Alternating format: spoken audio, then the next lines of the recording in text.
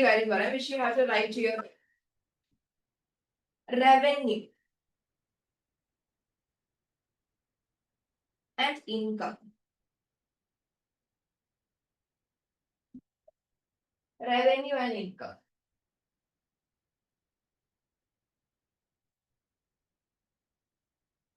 So I'm going to write a statement. You have to say whether it is true or false.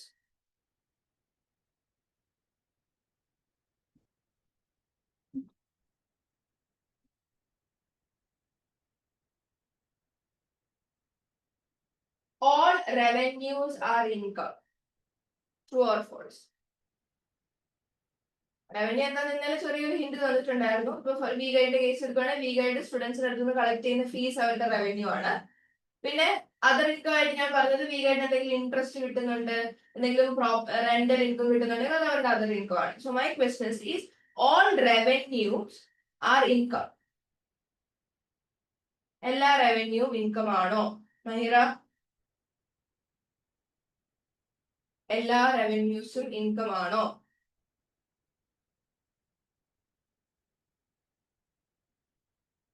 Yes. Okay, അവരുടെ core ഓപ്പറേഷനിൽ നിന്ന് കിട്ടുന്ന ഇൻകത്തെയാണ് എന്തെന്ന് വിളിക്കുന്നത്? റവന്യൂ എന്ന് വിളിക്കുന്നത്. It is an income itself. But let me put it like this. All incomes are revenue.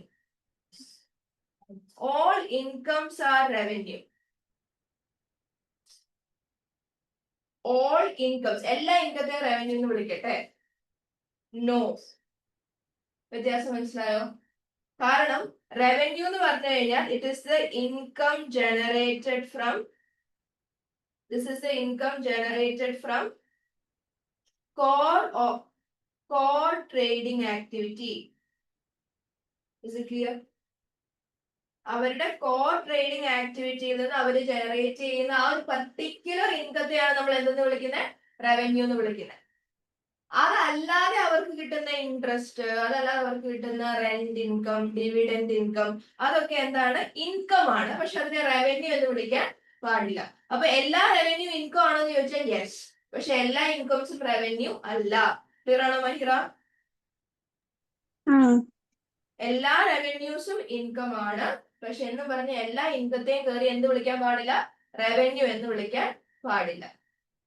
Okay, so now did you understand the difference between revenue and income? And അപ്പോൾ നമ്മുടെ SOP-യിൽ നമ്മൾ സ്റ്റാർട്ട് ചെയ്യേണ്ടത് എന്ത് വെച്ചിട്ടാണ്? Income വെച്ചിട്ടാണോ revenue വെച്ചിട്ടാണോ? നമ്മുടെ SOP-യിൽ ആദ്യത്തെ എന്താ നമ്മൾ എഴുതിയത്? റവന്യൂ ആണോ ഇൻകം ആണോ? റവന്യൂ ആണ് നമ്മൾ എഴുതിയിരിക്കുന്നത്. ആദ്യം നമ്മൾ SOP-യിൽ സ്റ്റാർട്ട് ചെയ്തത് വിത്ത് റവന്യൂ ആണ്. Do you remember the format of SOP-ൽ? So we started off with revenue. So ആ ഒരു ട്രേഡിംഗ് ആക്ടിവിറ്റിയിൽ നിന്ന് കിട്ടുന്ന ഇൻകവും അതിന്റെ കോസ്റ്റും കൂടെ കമ്പയർ ചെയ്യുമ്പോഴാണ് നമുക്ക് എന്ത് കിട്ടത്തുള്ളൂ? ഗ്രോസ് പ്രോഫിറ്റ് കിട്ടത്തുള്ളൂ. So we are comparing revenue and ആ റവന്യൂ ജനറേറ്റ് ചെയ്യാൻ വേണ്ടിയിട്ട് വരുന്ന cost to get gross profit. അത് കഴിഞ്ഞിട്ടാണ് ഞാൻ ഈ അതർ ഇൻകംസ് ഒക്കെ അവിടെ കൺസിഡർ ചെയ്യുന്നത്. സോ ഇത് എപ്പോഴും നിങ്ങളുടെ ഓർമ്മയിൽ ഉണ്ടായിരിക്കണം. All revenues are income but not all incomes are revenues. അപ്പോ വി ഗൈഡിനെ സംബന്ധിച്ചിടത്തോളം കമ്പ്യൂട്ടർ വിൽക്കുക, കമ്പ്യൂട്ടർ വിറ്റിട്ട്. So V Guide sold computers for 11,000 rupees. Is it a revenue or is it an income? കാരണം എന്താ? ഇവിടെ വി ഗൈഡിന്റെ കോർ ആക്ടിവിറ്റി എന്ന് പറയുന്നത് കമ്പ്യൂട്ടർ വിൽക്കുക എന്നുള്ളതല്ല, നേരെ മറിച്ച് സ്റ്റുഡൻസിന് ക്ലാസ് കൊടുക്കുക എന്നുള്ളതാണ്. സോ ഫീസ് ആണ് വി ഗൈഡിന്റെ ഇവിടുത്തെ എന്ത്? റവന്യൂ. ഇവിടെ വി ഗൈഡിന് റവന്യൂ എന്ന് വിളിക്കാൻ പറ്റുന്ന എന്ത് മാത്രമേ ഉള്ളൂ? ഫീസ്. ഇനി ഇതേ കാര്യം തന്നെ ലെറ്റ്സ് ടോക്ക് അബൌട്ട് കമ്പ്യൂട്ടർ. ബിസ്മിയുടെ കേസ് എടുക്കാം, ബിസ്മി ഇലക്ട്രോണിക്സിന്റെ കേസ് എടുക്കാം. ബിസ്മി ഇലക്ട്രോണിക്സിന്റെ കേസിൽ സെല്ലിംഗ് കമ്പ്യൂട്ടറോ? ബിസ്മി ഇലക്ട്രോണിക്സ് കമ്പ്യൂട്ടർ വിൽക്കുവാണെങ്കിൽ ഇസ് ഇറ്റ് റവന്യൂ ആണോ ഇൻകം ആണോ? കാരണം അവിടെ റീസെയിലിന് വെച്ചിരിക്കുന്ന ഒരു അസറ്റ് ആണ് ഈ കമ്പ്യൂട്ടർ എന്ന് പറയുന്നത്. അതായത് അവരുടെ ഓഫീസിൽ ഉപയോഗിക്കുന്ന കമ്പ്യൂട്ടറിന്റെ കാര്യമല്ല, അവർ വിൽക്കാൻ വേണ്ടി വെച്ചിരിക്കുന്ന കമ്പ്യൂട്ടറിന്റെ കാര്യം. That is there core operation. അത് വിൽക്കുക എന്നുള്ളതാണ് അവരുടെ കോർ ഓപ്പറേഷൻ. അപ്പൊ അത് എന്തായി മാറും? റവന്യൂ ആയിട്ട് മാറും. So depending on the business and change of. ഇപ്പൊ കാർ റീറ്റെയിലറിനെ സംബന്ധിച്ചിടത്തോളം കാർ വിൽക്കുക എന്ന് പറയുന്നത് എന്താണ്? റവന്യൂ ആണ്. പക്ഷെ ഒരു നോർമൽ ബിസിനസ്സിന് കാർ വിൽക്കുക എന്ന് പറഞ്ഞാൽ it is A capital transaction, capital gain ആണ്. വ്യത്യാസം മനസ്സിലായോ? മാറിപ്പോകത്തില്ലല്ലോ. റവന്യൂ ആൻഡ് ഇൻകം ക്ലിയർ അല്ലേ? അതായത് നിങ്ങൾ ആ കറക്റ്റ് ഡേറ്റ നോക്കിയിട്ട് എന്താണ് അവരുടെ കോർ ഓപ്പറേറ്റിംഗ് ആക്ടിവിറ്റി എന്ന് ആദ്യം ഐഡന്റിഫൈ ചെയ്യണം.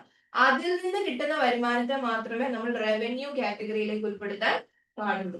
ബാക്കി എന്ത് വന്നാലും അത് അതർ ഇൻകം എന്നുള്ള കാറ്റഗറിയിലായിരിക്കും. എന്ന് പറഞ്ഞാൽ ഞാനത് പറയാൻ കാരണം ഗ്രോസ് പ്രോഫിറ്റ് കണ്ടുപിടിക്കണ്ടേ നമുക്ക്. അപ്പൊ നമ്മൾ എന്താ ഇവിടെ എടുക്കണ്ടേ? റവന്യൂ എടുക്കണം, കോസ്റ്റ് ഓഫ് ഗുഡ്സ് സോൾഡ് എടുക്കണം. അപ്പൊ നിങ്ങൾക്ക് കുറെ ഡേറ്റ തന്നിട്ടുണ്ടാവും. നിങ്ങൾ അതിൽ അവരുടെ കോർ ഓപ്പറേഷനിൽ നിന്ന് കിട്ടിയ വരുമാനമാണ് റവന്യൂ ആയിട്ട് കൺസിഡർ ചെയ്യേണ്ടത്. ബാക്കി ഇൻകം ഒന്നും ഇവിടെ എടുക്കാൻ പാടില്ല. ക്ലിയർ ആണോ പറഞ്ഞത്? Is it clear? You get a whole connection here? Okay. ഇനി മഹിറ, ഇന്നലെ നമ്മൾ വേറൊരു equation പഠിച്ചിട്ടുണ്ടായിരുന്നു, which is called as accounting equation. അപ്പൊ നമുക്ക് ഇന്ന് കുറച്ച് ക്വസ്റ്റ്യൻസ് ചെയ്യാനുള്ള വകുപ്പുണ്ട്. സോ അക്കൗണ്ടിങ് ഇക്വേഷൻ എങ്ങനെയാണ് നിങ്ങൾ accounting equation? What was a base? SOFP യുടെ ബേസ് ആണ് അക്കൗണ്ടിങ് ഇക്വേഷൻ എന്ന് പറയുന്നത്. അതായത് asset should be equal to capital plus liability. Okay, or വേറെ രീതിയിലും പറയാം, capital or equity is equal to asset minus liability. ഓർമ്മയുണ്ടല്ലോ ഇത്? ഇതിന് വേറൊരു പേര് പറഞ്ഞിട്ടുണ്ടായിരുന്നു. ക്യാപിറ്റൽ എന്ന് പറയാം, ഇക്വിറ്റി എന്ന് പറയാം, നെറ്റ് വർത്ത് അല്ലെ നെറ്റ് അസറ്റ് എന്നും പറയാം. നെറ്റ് അസറ്റ് എന്നും പറയാം, നെറ്റ് വർത്ത് എന്നും പറയാം. Is it clear? Okay, now we are going to elaborate on this. അപ്പൊ ഇന്നലെ നമ്മളൊരു ലൈസൈഡ് എക്സാമ്പിൾ ചെയ്തിട്ടുണ്ടായിരുന്നു. അത് ഏത് പോയിന്റ് ഓഫ് ടൈമിലും നിങ്ങൾ ഒരു ബിസിനസിന്റെ അസറ്റും ലയബിലിറ്റിയും ക്യാപിറ്റലും എടുത്ത് നോക്കുവാണെങ്കിൽ ഈ ഇക്വേഷൻ സാറ്റിസ്ഫൈ ചെയ്തിരിക്കണം. അത് ചെയ്യുന്നില്ലെങ്കിൽ നിങ്ങളുടെ കാൽക്കുലേഷൻ മിസ്റ്റേക്ക് ആണ്. Is it clear? സോ ഏതൊരു ബിസിനസ്സും ഏത് പോയിന്റ് ഓഫ് ടൈമിലും നിങ്ങൾ അവരുടെ ടോട്ടൽ അസറ്റ് എടുക്കുക. You add their capital value and add their liability. It will be equal, asset is equal to capital plus liability. Clear ആണോ? Is it clear? ഇനി അവിടെ ഇന്നലെ നമ്മൾ പറഞ്ഞിട്ടുണ്ടായിരുന്നു അസറ്റിന്റെ ബ്രേക്ക് ഡൗൺ ഒക്കെ നമ്മൾ പറഞ്ഞു നോക്കുന്നുണ്ടോ? ലൈസയുടെ ക്വസ്റ്റ്യൻ നോക്കുന്നുണ്ടോ നിങ്ങൾ? അസറ്റിന്റെ ബ്രേക്ക് ഡൗൺ എടുത്തു, ക്യാപിറ്റലിന്റെ ബ്രേക്ക് ഡൗൺ എടുത്തു, ലയബിലിറ്റിയുടെ ബ്രേക്ക് ഡൗൺ എടുത്തു. ഓർമ്മയുണ്ടല്ലോ? സോ അതില് ക്യാപിറ്റലിനെ ബാധിക്കുന്ന which all factors affect capital. ക്യാപിറ്റലിനെ ബാധിക്കുന്ന എന്തൊക്കെ കാര്യങ്ങളാണ് ഞാൻ പറഞ്ഞിട്ടുള്ളത്? ക്യാപിറ്റലിനെ ബാധിക്കുന്ന ക്യാപിറ്റൽ കൂട്ടാനും കുറയ്ക്കാനും പറ്റുന്ന എന്തൊക്കെ കാര്യങ്ങളാണ് നമ്മൾ പറഞ്ഞിട്ടുള്ളത്? അഡീഷണൽ ക്യാപിറ്റൽ ഇൻട്രൊഡ്യൂസ് ചെയ്തിട്ടുണ്ടെങ്കിൽ, അതായത് ഓണർ എക്സ്ട്രാ ഫണ്ട് ഇട്ടിട്ടുണ്ടെങ്കിൽ, additional capital introduced, add or less. Capital കൂടുവാണോ കുറയുവാണോ ചെയ്യുന്നത്? കൂടുവാണ് ചെയ്യുന്നത്. So you need to add it. ഇനി ക്യാപിറ്റൽ വിഡ്രോൺ, അതായത് ഓണർ തന്നെ പൈസ അല്ലെങ്കിൽ ഗുഡ്സ് പിൻവലിക്കുവാണ്. ഓക്കെ, അപ്പൊ ബിസിനസ് ഓണർ കൊടുക്കാനുള്ള പൈസ അളവ് കുറയുകയല്ലേ അവിടെ ചെയ്യുന്നത്, ഓണർ തന്നെ അതിനകത്ത് പിൻവലിച്ചുകൊണ്ട് പോവാണ്. സോ ആ കേസില് ഇതിനെ നമ്മൾ ഡ്രോയിങ്സ് എന്നും പറയാറുണ്ട്. Discuss more about that. ഇത് നിങ്ങളുടെ ക്യാപിറ്റൽ കൂട്ടുവാണോ കുറയ്ക്കുവാണോ ചെയ്യുന്നത്? അപ്പൊ യു വിൽ ഡിഡക്ട് ഇറ്റ്. ഇനി വേറെ എന്താ എഫക്ട് ചെയ്യുമെന്ന് പറഞ്ഞാൽ, യെസ്, പ്രോഫിറ്റ് ആണെങ്കിൽ യു നീഡ് ടു ആഡും, ലോസ് ആണെങ്കിൽ you need to deduct. Is it clear? Okay, ലാഭമാണെങ്കിൽ നമുക്കത് ക്യാപിറ്റലിലേക്കാണ് നമ്മൾ അത് ആഡ് ചെയ്യേണ്ടത്. ലാഭത്തിന്റെ എമൗണ്ട് ക്യാപിറ്റലിലേക്കാണ് ആഡ് ചെയ്യേണ്ടത്. നഷ്ടമാണെങ്കിൽ അത് ക്യാപിറ്റലിൽ നിന്ന് തന്നെയാണ് നിങ്ങൾ ഡിഡക്ട് ചെയ്യേണ്ടത്. ക്ലിയർ? ഓക്കെ, സോ ഇത്രയും കാര്യങ്ങൾ അഡ്ജസ്റ്റ് ചെയ്ത് കഴിയുമ്പോഴാണ് നമുക്ക് വേണ്ട ക്യാപിറ്റലിന്റെ എമൗണ്ട് നമുക്ക് കിട്ടുക. ക്ലിയർ ആണോ ഇത്? So I am going to give U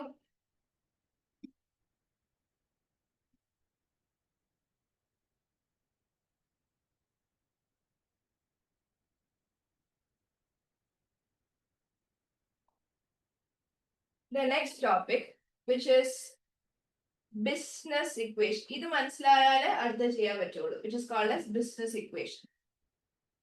So coming to business equation, ശ്രദ്ധിച്ചു കേട്ടോ. ഇക്വേഷൻ ആദ്യം എഴുതി തരാം. Closing net asset is equal to opening net asset.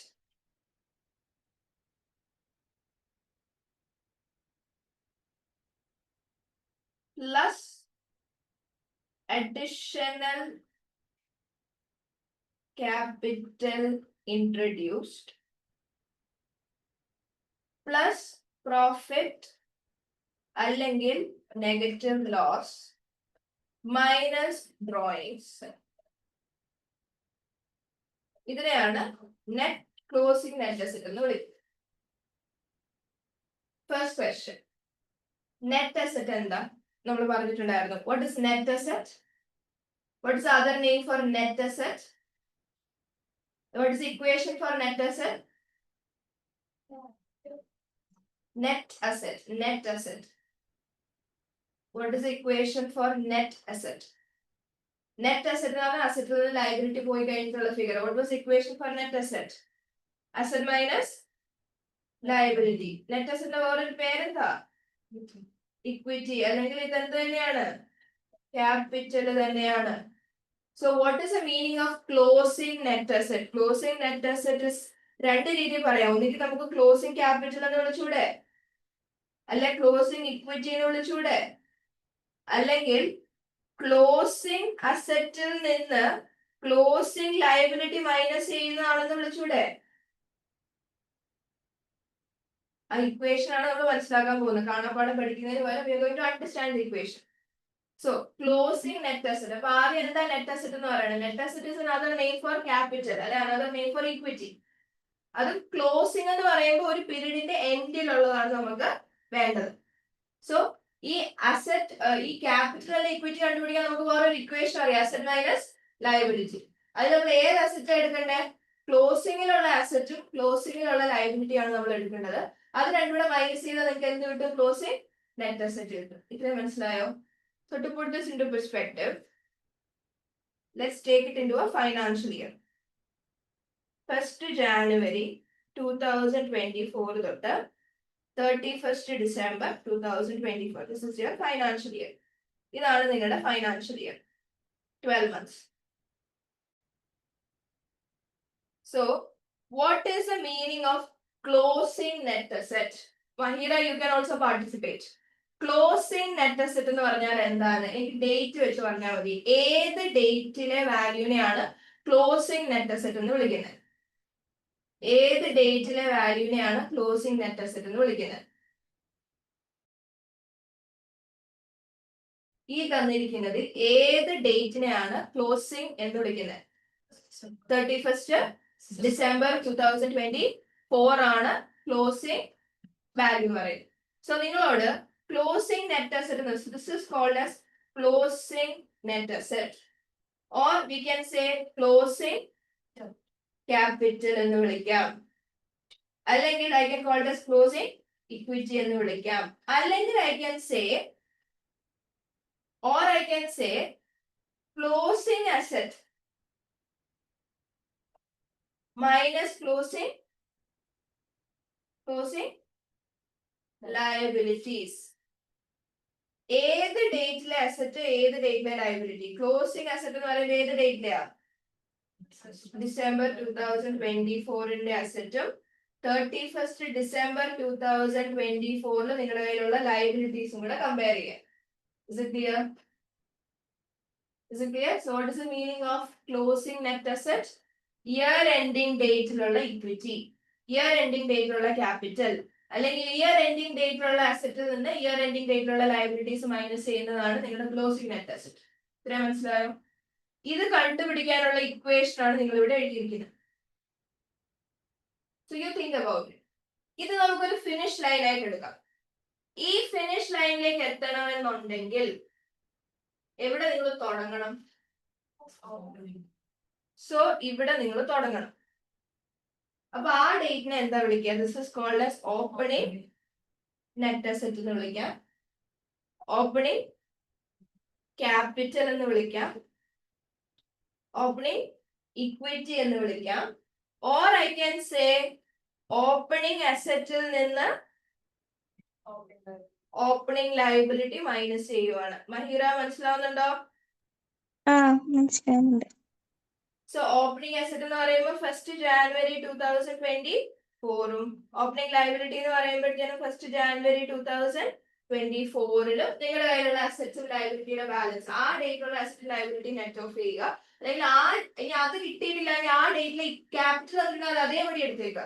അപ്പൊ നിങ്ങൾക്ക് എക്സാമിന് എങ്ങനെയാണ് തരുന്നതെന്ന് ചോദിച്ചാൽ ഒന്നെങ്കിൽ അവർ നിങ്ങൾക്ക് എന്ത് തരും, ആ സ്റ്റാർട്ടിംഗ് ഡേറ്റിലെ ക്യാപിറ്റൽ തരും, അതേപടി എടുക്കുക. ഇനി ക്യാപിറ്റൽ ഡയറക്റ്റ്ലി തരത്തില്ല, ചില കേസിൽ ആ ഡേറ്റിലെ അസറ്റും ആ ഡേറ്റിലെ ലയബിലിറ്റിയും തരും. അത് രണ്ടുകൂടെ നെറ്റ് ഓഫ് ചെയ്താൽ നിങ്ങൾക്ക് സെയിം വാല്യൂ തന്നെയല്ലേ കിട്ടുന്നത്. മനസ്സിലാവുന്നുണ്ടോ? Okay, so this is your starting point. ഇനി ഈ സ്റ്റാർട്ടിംഗ് പോയിന്റിന് ഫിനിഷ് ലൈനിലേക്ക് എത്തണം. അതിനാണ് ഞാൻ ഇവിടെ ഒരു കാര്യം എഴുതിയിരിക്കുന്നത്. These are the factors that affect your capital. അപ്പൊ നിങ്ങൾ എന്തൊക്കെ ചെയ്യേണ്ടി വരും? ഈ സ്റ്റാർട്ടിംഗ് പോയിന്റിൽ നിന്ന് ഈ ഫിനിഷ് ലൈനിലേക്ക് എത്തണമെന്നുണ്ടെങ്കിൽ നിങ്ങൾ എന്തൊക്കെ കാര്യങ്ങൾ അവിടെ അഡ്ജസ്റ്റ് ചെയ്യണം? അഡീഷണൽ ആയിട്ട് ക്യാപിറ്റൽ എന്തെങ്കിലും ഇൻട്രൊഡ്യൂസ് ചെയ്തിട്ടുണ്ടെങ്കിൽ അത് ആഡ് ഓൺ ലെസ് ആഡ് ചെയ്യണം. ലാഭം ഉണ്ടാക്കിയിട്ടുണ്ടെങ്കിൽ ആഡ് ചെയ്യണം. നഷ്ടം ഉണ്ടാക്കിയിട്ടുണ്ടെങ്കിൽ മൈനസ്. ഒന്നെങ്കിൽ ലാഭം അല്ലെങ്കിൽ നഷ്ടം, രണ്ടും കൂടെ ഒരുമിച്ച് വരില്ല. ഇനി ഡ്രോയിങ്സ് എന്തെങ്കിലും നടത്തിയിട്ടുണ്ടെങ്കിൽ അത് ലെസ് ചെയ്യണം. അങ്ങനെയാണ് നിങ്ങൾ എവിടെ വന്ന് നിൽക്കുന്നത്? ഈ ഫിനിഷ് ലൈനിൽ വന്ന് നിൽക്കുന്നത്. So this is your equation. Equation meaning so learn like this. നമുക്കൊരു പോയിന്റിന്റെ എൻഡിൽ, അതായത് ഒരു പീരീഡിന്റെ എൻഡിലുള്ള ഇക്വിറ്റി അല്ലെങ്കിൽ ഒരു പീരീഡിന്റെ എൻഡിലുള്ള ക്യാപിറ്റൽ അല്ലെങ്കിൽ ഒരു പീരീഡിന്റെ എൻഡിലുള്ള ടോട്ടൽ അസറ്റ് മൈനസ് ടോട്ടൽ ലയബിലിറ്റിയിലാണ് നമുക്ക് എത്തേണ്ടത്. സോ നമ്മൾ സ്റ്റാർട്ട് ചെയ്യുന്നത് പീരീഡ് സ്റ്റാർട്ടിലുള്ള അസറ്റ് മൈനസ് ലയബിലിറ്റി അല്ലെങ്കിൽ പീരീഡ് സ്റ്റാർട്ടിലുള്ള ഇക്വിറ്റി അല്ലെങ്കിൽ പീരീഡ് സ്റ്റാർട്ടിലുള്ള ക്യാപിറ്റൽ വെച്ച് തുടങ്ങും. ഈ വർഷം ഇൻട്രൊഡ്യൂസ് ചെയ്ത ക്യാപിറ്റൽ, ഈ വർഷം ഇൻട്രൊഡ്യൂസ് ചെയ്ത ക്യാപിറ്റൽ എന്തെങ്കിലും ഉണ്ടെങ്കിൽ ആഡ് ചെയ്യണം. ഈ വർഷം വന്ന പ്രോഫിറ്റ് ആഡ് ചെയ്യണം. ഈ വർഷം നടത്തിയിട്ടുള്ള ഡ്രോയിങ്സ് മൈനസ് ചെയ്യണം. You will reach to your finish point. Is it clear? Full സംഭവം മനസ്സിലായോ? Everyone, Mahira? So you should start writing from here. ഇത് എഴുതാത്തവര് ഇവിടം തൊട്ട് വേണം നിങ്ങൾ എഴുതാൻ.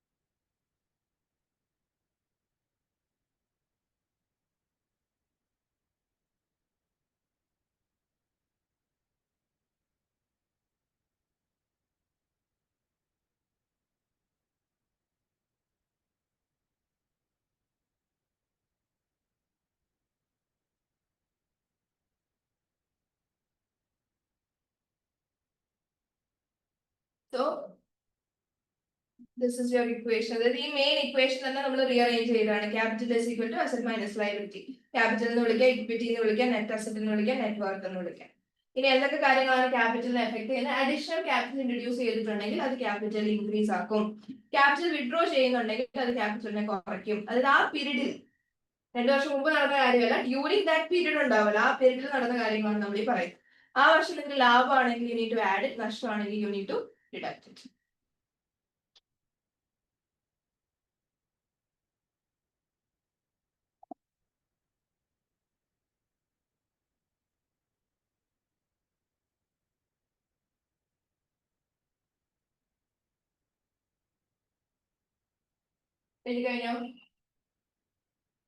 Okay, then you write down, this is called as business equation. ശരിക്കും പറഞ്ഞാൽ നിങ്ങൾ അക്കൗണ്ടിങ് ഇക്വേഷനെ കുറച്ചൊന്ന് എലാബറേറ്റ് ആക്കിയ സാധനമാണ് എന്ത് ഈ ബിസിനസ് ഇക്വേഷൻ എന്ന് പറയുന്നത്. So this is your business equation. Closing net asset is equal to opening net asset plus additional capital introduced plus profit minus loss minus drawings. ഒന്നുകിൽ ലാഭം അല്ലെങ്കിൽ നഷ്ടം, രണ്ടും ഒരുമിച്ച് വരില്ല.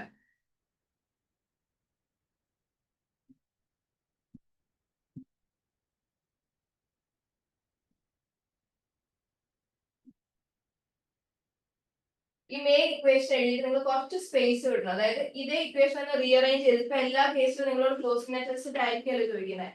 I see questions where they are asking you additional capital introduce എത്രയാണെന്ന് കണ്ടുപിടിക്കുക. അപ്പൊ ഈ ഇക്വേഷൻ റീഅറേഞ്ച് ചെയ്യേണ്ടി വരും. Okay.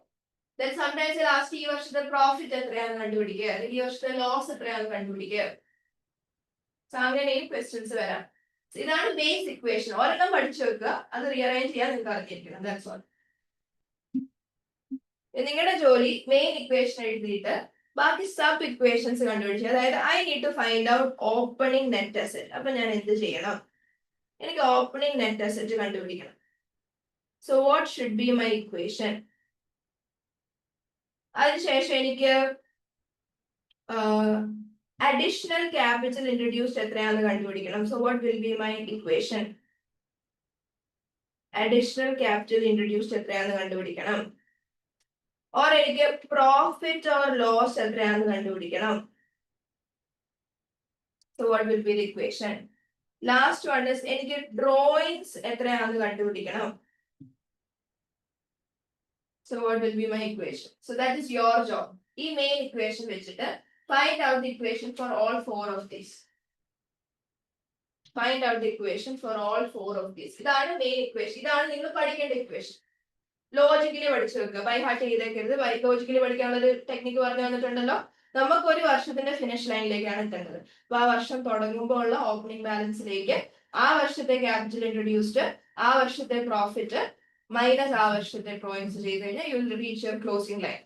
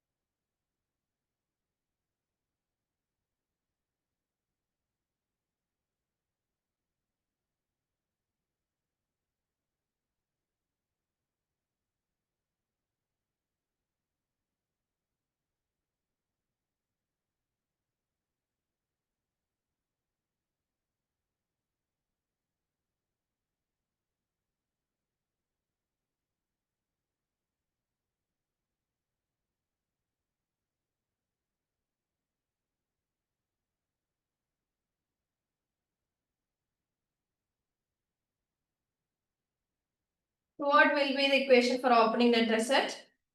എങ്ങനെയായിരിക്കും ഓപ്പണിംഗ് നെറ്റ് അസെറ്റ് കണ്ടുപിടിക്കണം? അതായത് അത് അവിടെ തന്നെ ഇട്ടിട്ട് ബാക്കി എല്ലാം ഓപ്പോസിറ്റ് സൈഡിലേക്ക് കൊണ്ടുവരും. Opening net asset already positive ആയിട്ടാണ് ഇവിടെ കിടക്കുന്നത്. സോ അത് അവിടെ തന്നെ ഇട്ടിട്ട് ബാക്കി എല്ലാ വാല്യൂസും ഓപ്പോസിറ്റ് സൈഡിലേക്ക് കൊണ്ടുവരിക. That is closing net asset minus additional capital introduced minus profit. ഇനി ലോസ് ആയിരുന്നു, ലോസ് എന്ത് ചെയ്ത് വെച്ചേനെ? പ്ലസ് ലോസ് എന്നാണ്. ലോസ് ആയിരുന്നു, you would have added your loss. Profit ആയതുകൊണ്ട് മൈനസ് ആൻഡ് പ്ലസ് ഡ്രോയിങ്സ്. ഇങ്ങനെയാണ് കിട്ടിയത് ഇക്വേഷൻ. ജസ്റ്റ് സീ, സൈൻ ഒന്നും മാറിപ്പോയല്ലോ. Closing net asset minus additional capital introduce. അതായത് ഈ ചെയ്ത കാര്യങ്ങളൊക്കെ റിവേഴ്സ് ചെയ്താലല്ലേ നമുക്ക് സ്റ്റാർട്ടിംഗ് പോയിന്റ് എത്താൻ പറ്റുള്ളൂ. ഇപ്പൊ നമ്മൾ ചെയ്തതിനൊക്കെ റിവേഴ്സ് ചെയ്യുക. സോ ക്ലോസിംഗിൽ നിന്ന് അഡീഷണൽ ക്യാപിറ്റൽ മൈനസ് ചെയ്ത് കളയുക. അതും ലോജിക്കലി ആലോചിച്ച് നോക്കിയേ. ക്ലോസിംഗിൽ നിന്ന് ഈ വർഷം ഇൻട്രൊഡ്യൂസ് ചെയ്ത ക്യാപിറ്റൽ എടുത്തു കളയുക, ഈ വർഷം വിഡ്രോ ചെയ്ത എമൗണ്ട് തിരിച്ചിടുക, ഈ വർഷത്തെ പ്രോഫിറ്റ് എടുത്തു കളയുക, ലോസ് ആണെങ്കിൽ ലോസ് തിരിച്ചിടുക. അപ്പൊ നമ്മൾ എവിടെ എത്തി? സ്റ്റാർട്ടിംഗ് പോയിന്റ് തന്നെ എത്തി. ഇനി ക്ലിയർ ആണോ മൈര? മനസ്സിലാവുന്നുണ്ടോ? മനസ്സിലാവുന്നുണ്ട്. ഓക്കെ. ഇനി അഡീഷണൽ ക്യാപിറ്റൽ ഇൻട്രൊഡ്യൂസ്ഡ്. എങ്ങനെയായിരിക്കും അഡീഷണൽ ക്യാപിറ്റൽ? അത് വേഗം പോസിറ്റീവ് ആയിട്ട് ഇവിടെ കിടക്കുന്നത്. സോ അത് അവിടെ തന്നെ വെച്ചേക്കും. ബാക്കി എല്ലാ വാല്യൂസും ഓപ്പോസിറ്റ് സൈഡിൽ കൊണ്ടുവരിക. സോ എങ്ങനെയായിരിക്കും കണ്ടുപിടിക്കുന്നത്? Closing net asset minus opening net asset then minus profit. Loss ആണെങ്കിൽ എന്ത് ചെയ്യണം? ആഡ് ചെയ്ത് വെക്കണം. Then plus drawings. Just see whether you are getting the same equation. ഒരു സിമ്പിൾ പോലും മാർക്ക് പോരുത്. Just cross check whether you are getting the same answer. ഇനി ലാഭമാണോ നഷ്ടമാണോ അതും അവിടെ ഇട്ടിട്ട് ബാക്കിയുള്ള ഓപ്പോസിറ്റ് സൈഡിലേക്ക് കൊണ്ടുവരിക. So it is like closing net asset minus opening net asset minus capital additional capital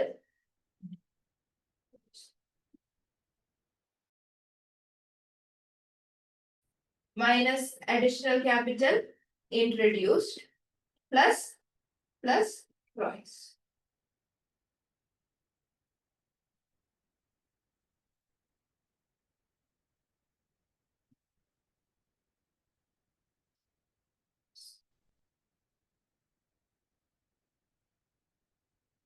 Okay, last drawings in equation. Tell me the equation for drawings.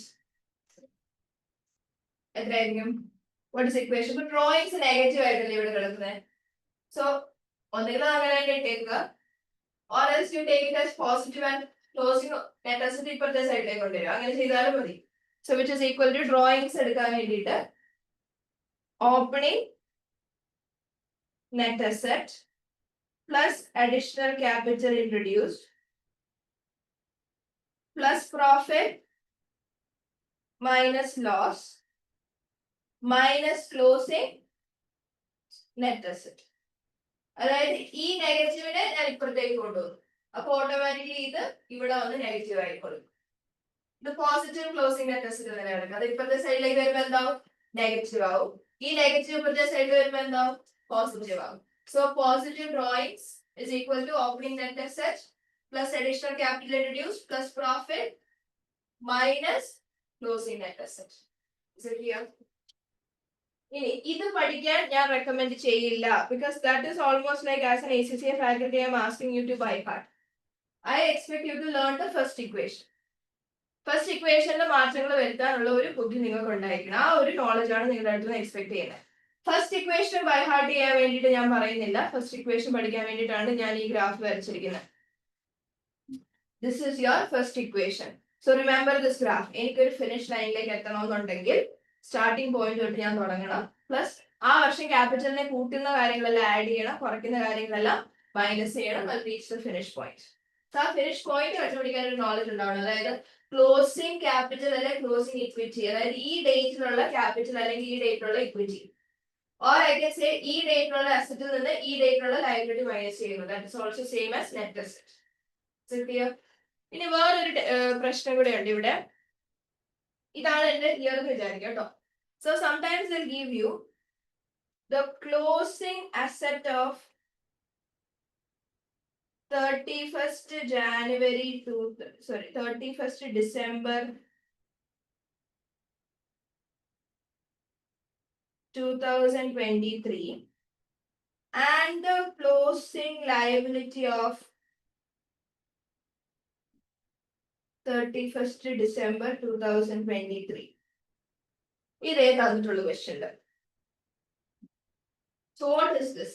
Closing asset of 31st December 2023 and closing net asset of 31st December 2023. Closing asset and closing liability. ഇതെന്താ ശരിക്കും സാധനം? കഴിഞ്ഞ വർഷത്തെ closing which is ഈ വർഷത്തെ opening. അത് ഒരു ദിവസത്തിന്റെ ഗ്യാപ്പല്ലേ വന്നിട്ടുള്ളൂ. സോ കഴിഞ്ഞ വർഷം ക്ലോസ് ചെയ്ത് പിറ്റേ ദിവസം അതിന്റെ ഓപ്പണിംഗ് ആണ് വരുന്നത്. സോ ഇത് നമുക്ക് എവിടെ യൂസ് ചെയ്യാം?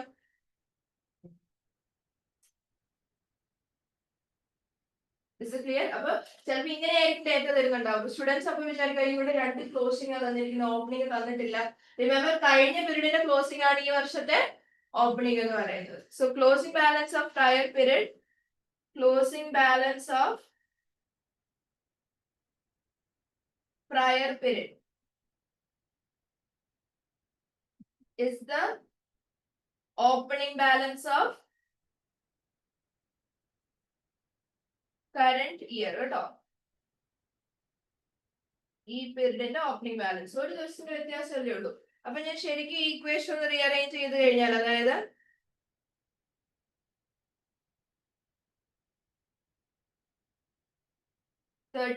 December 2023 അസറ്റിൽ നിന്ന് 31st December 2023 ലയബിലിറ്റി മൈനസ് ചെയ്ത് കഴിഞ്ഞാൽ I will get the equity or the capital or the net asset of ഏത് date? 31st December 2023, which is same as 1st January 2024. എന്തായിരിക്കും തരുമെന്ന് ഐ കാൺട്ട് സേ. ഇതിൽ എന്തെങ്കിലും ഒക്കെ ആയിരിക്കും തരുന്നുണ്ടാവുക. നല്ല രീതിയിൽ കൺഫ്യൂസ് ആക്കാനും ചാൻസ് ഉണ്ട്.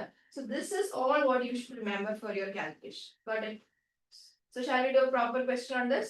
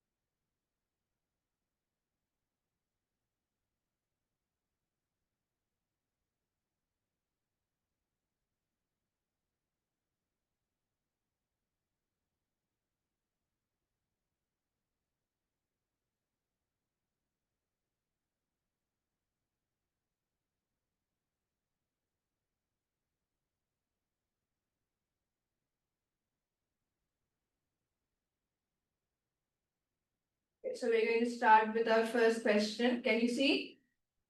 Question number 3.3 from BPP Kitana. Question number 3.3. If net assets at the beginning of 2007 were 1,01,700, what Yes, were the closing net asset? Mrs. Green post and Block. okay. So ഇവിടെ direct requirement ആണ്. എന്താ ചോദിച്ചിരിക്കുന്നത്? Closing net asset ആണ് ചോദിച്ചിരിക്കുന്നത്. വേറെ complications ഒന്നുമില്ല. ആദ്യം നമ്മൾ എളുപ്പമുള്ള ഒരെണ്ണം വെച്ച് തുടങ്ങും. Then we move to the complicated one. So requirement clear ആണല്ലോ? Opening net asset. What is this net asset at the beginning of 2007? Net asset at beginning of 2007 is equal to opening net asset തന്നിട്ടുണ്ട്. ചോദിച്ചത് closing net asset കണ്ടുപിടിക്കാൻ. അപ്പൊ നമുക്ക് ഇനി എന്തൊക്കെ വേണം? നമുക്ക് ഫിനിഷ് ലൈനിൽ എത്തണ്ടേ? ഓപ്പണിംഗ് തന്നിട്ടുണ്ട്. ഇനി എന്തൊക്കെയാ വേണ്ടേ? Additional capital introduced. The proprietor injected new capital of 8,000. Profit earned 72,500. Withdrew goods for her private use. ഇവിടെ ക്യാഷ് അല്ല വിഡ്രോ ചെയ്ത് ഗുഡ്സ് ആണ്. പക്ഷെ പേഴ്സണൽ ആവശ്യത്തിന് വേണ്ടിയിട്ടാണ് പിൻവലിച്ചിരിക്കുന്നത്. അതിന് ഡ്രോയിങ്സ് ആയിട്ടാണ്. ക്യാപിറ്റൽ വന്നിരിക്കുന്ന കുറവായിട്ടാണ് അതിനെ ട്രീറ്റ് ചെയ്യേണ്ടത്. So you need to take that also into consideration. So please calculate what is your closing net assets. It's a very straightforward question. Mahira answer chat box il itta madi keto. Cheyane. So that is opening net asset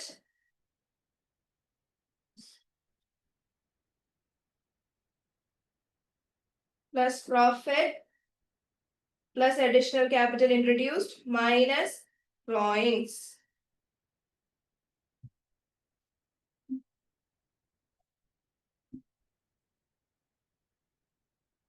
calculator ഉണ്ടല്ലോ എല്ലാവരുടെ അടുത്ത്? മറന്നുപോയോ? പെരുന്നാൾ പോകുമ്പോ എടുത്തിട്ട് വരണം. You need your calculator. ക്ലാസ്സിൽ phone ഉപയോഗിക്കാത്തതിന്റെ മെയിൻ റീസൺ ഇസ് ബിക്കോസ് എന്തായാലും നിങ്ങൾക്ക് അതുകൊണ്ട് ഒരു ഉപകാരമില്ല. അതല്ല നിങ്ങൾ എക്സാമ്പിളിൽ കൊണ്ടുപോകാൻ പോകുന്നത്. Exam hall you are not allowed to take your phone, you can take your calculator. So ആ എക്സാമിന് പഠിക്കുന്ന അതേ എക്സാം ചെയ്യാൻ പോകുന്ന അതേ കാൽക്കുലേറ്റർ തന്നെ ക്ലാസ്സിൽ യൂസ് ചെയ്യാൻ നോക്കുക maximum. And for FA scientific കാൽക്കുലേറ്ററിന്റെ ആവശ്യമില്ല, നോർമൽ എടുത്താലും കുഴപ്പമില്ല. എത്ര വാല്യൂ വരുന്നത്?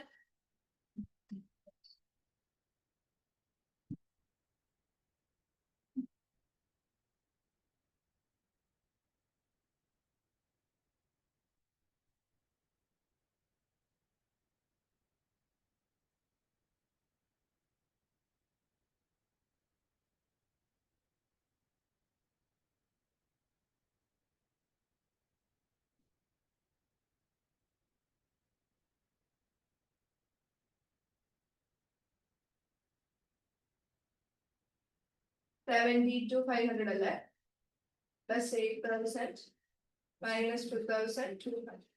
Is your answer 180,000? Mahira, is your answer 180,000? Yes. So this is 180,000. ഇത് സംഭവം കിറ്റാണ്. നിങ്ങളുടെ BPP കിറ്റില്ല. നിങ്ങൾ യൂഷ്വലി PDF ആയിട്ടില്ല കാണാറുള്ളത്. ഒറിജിനൽ BPPയുടെ സൈറ്റിൽ നിന്ന് പർച്ചേസ് ചെയ്ത it will look something like this. അത് ഇന്ററാക്റ്റീവ് ബുക്കാണ്.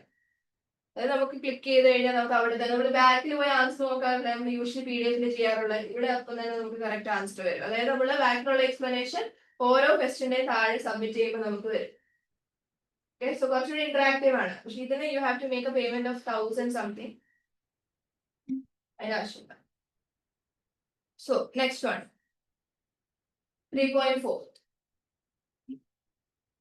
3.4. Requirement കുറച്ച് ഡിഫറെന്റ് ആണ്. If net assets at the end of 2007 were 95,100, what was the proprietor's capital at the beginning of the year? അപ്പൊ എന്താ ചോദിച്ചേ? അഡീഷണൽ ക്യാപിറ്റൽ ഇൻട്രൊഡ്യൂസ്ഡ് ആണോ ചോദിച്ചത്, അതോ ഓപ്പണിംഗ് ക്യാപിറ്റൽ ആണോ ചോദിച്ചത്? Opening capital. പ്രൊപ്പറേറ്ററിന്റെ what was proprietor, അതായത് sole trader ന്റെ capital at the beginning of the year. So they are not asking for additional capital introduced, they are asking for opening net asset. Opening net asset ആണ് കണ്ടുപിടിക്കേണ്ടത്. Equation rearrange ചെയ്യേണ്ട വരും. ബാക്കിലെ equation നോക്കരുത്, തന്നെ ഒന്ന് rearrange ചെയ്ത് നോക്കിയാൽ how can you get your opening net asset. And you'll make a one mistake കേട്ടോ, ഇവിടെ ഒരു മിസ്റ്റേക്ക് വരുത്താൻ നല്ല ചാൻസ് ഉണ്ട്. അപ്പൊ ആലോചിച്ചിട്ട് ചെയ്യുക, ഓപ്ഷൻ പോലും ഇല്ല.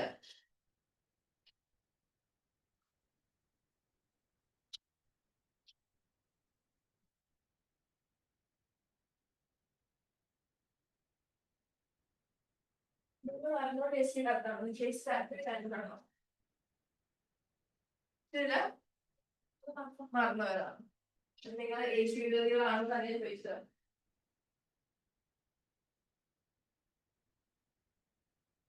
കുറച്ച് കഴിയുമ്പോൾ അഡ്ജസ്റ്റ് ടെമ്പറേച്ചർ ഒക്കെ.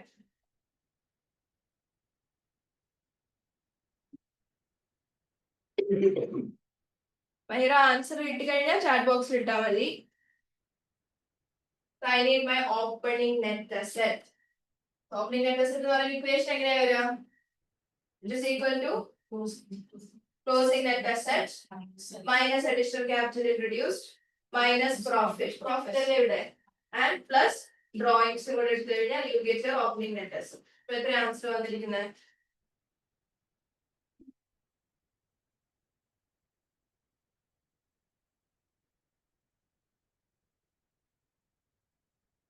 So your equation will be number വേണോ? If net assets at the end of 2007 എന്ന് പറയുന്നത് എന്താ? Closing net asset ആണ്. Okay. So okay, ഒരു ആൻസർ ഇവിടെ വന്നിട്ടുണ്ട് 5400. Okay. So can I discuss now? 49,500. Okay. എന്താ ഇതിനകത്ത് ഒരു ഹിഡൻ അഡ്ജസ്റ്റ്മെന്റ് ഉണ്ടായിരുന്നത്? Withdrew A monthly salary of 500. എല്ലാ ഡേറ്റയും ഒരു വർഷത്തേക്കുള്ള ഡേറ്റയാണ് തന്നിരിക്കുന്നത് അല്ലെ. 2007 മൊത്തത്തിലുള്ള ഡേറ്റയാണ് നിങ്ങൾക്ക് തന്നിരിക്കുന്നത്. പക്ഷെ സാലറി മാത്രം എന്താ തന്നിരിക്കുന്നത്? മന്ത്ലി. അപ്പൊ നിങ്ങൾ അത് എത്ര മാസത്തിലേക്ക് ആക്കണം? 12 മന്ത്സിലേക്ക്. മന്ത്ലി സാലറിയാണ് 12 മാസത്തേക്ക് കണ്ടത്. അത് പറഞ്ഞാൽ ഇവിടെ നിങ്ങൾ തെറ്റിക്കുക. സോ ഇവിടെ your answer will be, so I need the opening net asset. So what is the equation for opening net asset? Which is equal to closing net asset minus capital introduced minus profit plus drawings. So avide drawings in case you should keep in mind. So what is your closing net asset? If the net asset at the end of 2007 ആ വർഷത്തിന്റെ end എന്നാ പറഞ്ഞിരിക്കുന്നത്, which is 95,100 minus what is additional capital introduced? 10,200 minus what is the profit for the period? 35,400 plus drawings എടുക്കുന്ന സമയത്ത് it should be 500 into എത്ര മാസം? 12 months. 6,000. So plus 6,000. Yes, owner personal ആവശ്യം. Owner അല്ലേ പിൻവലിച്ചത്, എംപ്ലോയീസിന് കൊടുത്ത അല്ല. ഓണർ സാലറി ആയിട്ട് പിൻവലിക്കുന്ന എമൗണ്ട്, പേഴ്സണൽ ആവശ്യത്തിന് വേണ്ടി പിൻവലിക്കുന്ന എമൗണ്ട് ഒക്കെ ഡ്രോയിങ്സ് ആയിട്ടായിരിക്കും കൺസിഡർ ചെയ്യുന്നുണ്ടാവുക. നേരെ മറിച്ച് നിങ്ങൾ അത് എംപ്ലോയിക്ക് കൊടുക്കുന്ന സാലറി ആണെങ്കിൽ അതിനെ നമ്മൾ ഡ്രോയിങ്സ് ആയിട്ട് പരിഗണിക്കുന്നത്, അതൊരു എക്സ്പെൻസ് ആണ്. ഓണർ പിൻവലിക്കുന്ന എമൗണ്ടുകളാണ് ക്യാപിറ്റലിൽ വന്നിരിക്കുന്ന റിഡക്ഷൻ. ചിന്തിച്ചു നോക്കണം. അതായത് എന്താ ക്യാപിറ്റൽ? ബിസിനസ് ഓണർക്ക് കൊടുക്കാനുള്ള പൈസയാണ് ക്യാപിറ്റൽ. അപ്പൊ ആ പൈസയിൽ നിന്ന് ഓണർ കുറച്ചായിട്ട് പിൻവലിക്കുന്നുണ്ടെങ്കിൽ ആ ക്യാപിറ്റൽ അല്ലേ കുറഞ്ഞുകൊണ്ടിരിക്കുന്നത്. ക്ലിയർ? ഇവിടെ നോക്കി അവർ പറഞ്ഞിരിക്കുന്നത് ഇങ്ങനെയാണ്, he withdrew, the owner withdrew a monthly salary of 500. Remember that as drawings ആയിട്ട് തന്നെ ട്രീറ്റ് ചെയ്യും. So your answer will be 55,500. ഇതാണ് കിട്ടിയ ആൻസർ. എനിക്ക് തോന്നുന്നു മഹിറയുടെ കേസിലും മഹിറ എടുത്തിട്ടുണ്ടാവില്ലായിരിക്കും അല്ലെ? ഡ്രോയിങ്സ് എത്ര എടുത്തേ? 500 ആണ് എടുത്തിട്ടുണ്ടായത്. 500. ബാക്കിയെല്ലാം കറക്റ്റ് അല്ലേ? So your answer will be, so ഒന്ന് തിരുത്തിക്കത്. So ഇനി state your answer as a whole number എന്ന് പറഞ്ഞാൽ what's the meaning of that? ഇത് വേറെ റിസ്കി ഫാക്ടർ ആണ്. ഇത് ACC എക്സാമില് MCQs ഉള്ള എല്ലാ പേപ്പറിലും നിങ്ങൾക്ക് വരുന്ന ഒരു പണിയാണ്. ഓപ്ഷൻ ഇല്ലാത്ത ക്വസ്റ്റ്യൻസ്. ഇവിടെ നമ്മൾ സ്റ്റെപ്പ് കാണിക്കേണ്ട ആവശ്യമുണ്ടോ? ഫൈനൽ ആൻസർ മാത്രം കാണിച്ചാൽ മതി. പക്ഷെ ഇവിടെ ഒരു പ്രശ്നമുണ്ട്. അവരെങ്ങനെയാണോ നിങ്ങളുടെ ആൻസർ പ്രസന്റ് ചെയ്യാൻ പറയുന്നത് ആ രീതിയിൽ തന്നെ നിങ്ങൾ ആൻസർ പ്രസന്റ് ചെയ്തിരിക്കണം. ഫോർ എക്സാമ്പിൾ ഇവിടെ they are asking you to show your answer as whole number എന്ന് പറഞ്ഞാൽ ഡെസിമൽ ഉണ്ടാവാൻ പാടില്ല. അതായത് ഇവിടെ നമുക്ക് ഡെസിമൽ ഇല്ല. We don't have decimal, right? Which is 55, 500 അല്ലായിരുന്നു നമ്മുടെ ആൻസർ. ഡെസിമൽ ഒന്നും ഇല്ലല്ലോ. This is our answer. ഇനി ഇതേ കേസ് തന്നെ show you in a different way. Sometimes they'll say, show your answer to one decimal place. Show your answer to one decimal place. അപ്പൊ I'll be like, എനിക്ക് കിട്ടിയ answer ഒരു correct whole number അല്ലേ? അപ്പൊ എങ്ങനെയുണ്ട്? 55, 500.0. അവരെങ്ങനെയാണോ ചോദിക്കുന്നത് ആ രീതിയിൽ ആൻസർ കൊടുത്തിട്ടില്ലെങ്കിൽ നിങ്ങൾക്ക് മാർക്ക് കിട്ടത്തില്ല. ഓക്കെ, നിങ്ങൾ ചെയ്തെല്ലാം കറക്റ്റാ, നിങ്ങളുടെ എമൗണ്ട് കറക്റ്റാ, പക്ഷെ they asked you to show your answer to one decimal place. നിങ്ങൾ അത് ഹോൾ നമ്പർ കാണിച്ചാൽ മാർക്ക് കിട്ടുമോ? കിട്ടുമോ? ഇല്ല. നേരെ മറിച്ച് ഹോൾ നമ്പർ കാണിക്കാൻ പറഞ്ഞിട്ട് ഡെസിമൽ ഇട്ടാൽ മാർക്ക് കിട്ടും. ഇവർ ചോദിച്ച പോലെ മാർക്ക് കിട്ടുമോ? ഇൻഡയറക്റ്റ് ആയിട്ട് അറിയുക ചെയ്യും. വ്യത്യാസം മനസ്സിലായോ? ക്ലിയർ? ക്ലിയർ ആണോ? ഓക്കെ, മൈറ ഇത് ക്ലിയർ ആണോ മൈറ? ഇത് FA, MA, അതേപോലെ തന്നെ നിങ്ങളുടെ FR, FM. FM-ൽ ഒരു മെയിൻ ശത്രുവാണ് ഇത്. FM ടാക്സേഷനിൽ ഡെസിമൽ ഇല്ല, പിന്നെ ടെൻഷൻ അടിക്കേണ്ട ആവശ്യമില്ല. സോ FM, FR, PM ഇത്രയും പേപ്പറിൽ നിങ്ങൾ സൂക്ഷിക്കേണ്ട ഒരു കാര്യമാണ്. എസ്പെഷ്യലി ഓപ്ഷൻ ഇല്ലാതെ ന്യൂമറിക്കൽ ആൻസർ ഇൻപുട്ട് ചെയ്യുന്ന കേസിൽ, ഫൈനൽ ആൻസർ മാത്രം ഇൻപുട്ട് ചെയ്യേണ്ട കേസിൽ അവർ നിങ്ങളോട് ഒരു പ്രത്യേക രീതിയിലായിരിക്കും ആൻസർ കാണിക്കാൻ പറഞ്ഞിരിക്കുന്നത്. ആ ചോദിച്ച രീതിയിൽ തന്നെ നിങ്ങൾ ആൻസർ കൊടുത്തില്ലെങ്കിൽ, even if your answer is correct, you will not get marks. അത് ആ ഒരു കാര്യം ശ്രദ്ധിക്കുക. പിന്നീട് അങ്ങോട്ട് നിങ്ങൾ ക്വസ്റ്റ്യൻ ചെയ്യുമ്പോൾ ഓരോന്നോരോന്നായിട്ട് പറഞ്ഞുതരാം. പല രീതിയിൽ ചോദിക്കും. ഇതിപ്പോ ഒരു ടെക്നിക്കാണ്, ഹോൾ നമ്പർ എന്ന് ചോദിച്ചപ്പോൾ ഞാൻ ഡെസിമൽ ഒന്നും ഇട്ടില്ല. വേറൊരു ടെക്നിക്കാണ് show to one decimal place. So even if decimal ഇല്ലെങ്കിൽ പോലും 0.0 കൊടുത്തേക്കാം. ഡെസിമൽ ഇല്ലാത്ത ആൻസർ ഹോൾ നമ്പർ ആണ് നിങ്ങൾക്ക് കിട്ടുന്നെങ്കിൽ പോലും 0.0 തന്നെ കൊടുത്തേക്കാം. ക്ലിയർ ആണല്ലോ? ഇത് ഈ പേപ്പറിൽ നിന്നല്ല, ബാക്കി SJ പേപ്പേഴ്സ് നിങ്ങൾ ഓർത്തിരിക്കേണ്ട ഒരു കാര്യമാണ്. ഇനി can I proceed to the next one? So please do this. 3.7. 3.7.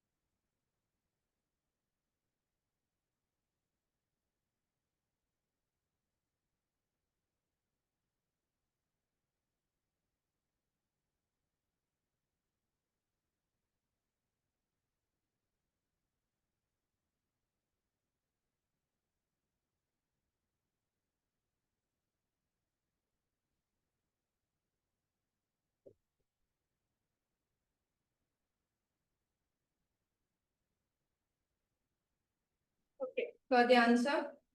54,000. Okay. Profit or loss ആണോ എന്ന് പറഞ്ഞേ? Profit ആണോ loss ആണോ? So let's see the total profit or loss. So we need to find out profit or loss. So closing net asset. അത്രയാണ് closing net asset. At 31st December 2012 end, the net asset total 184,000 minus the net asset on 1st January 2002, which is 128,000.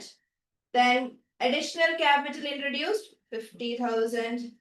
Drawings plus 48,000. So you've made a profit of 54,000. Loss അല്ലല്ലോ profit ആണല്ലോ വന്നിരിക്കുന്നത്. Profit ആണല്ലോ വരിക. അതായത് equation എങ്ങനെ rearrange ചെയ്യേണ്ടത്? പ്രോഫിറ്റിനെ ലോസിനെ അവിടെ തന്നെ ഇട്ടേക്കുക, ബാക്കി എല്ലാ വാല്യൂസും ഓപ്പോസിറ്റ് സൈഡിൽ കൊണ്ടുവരിക. So closing net asset minus capital introduced,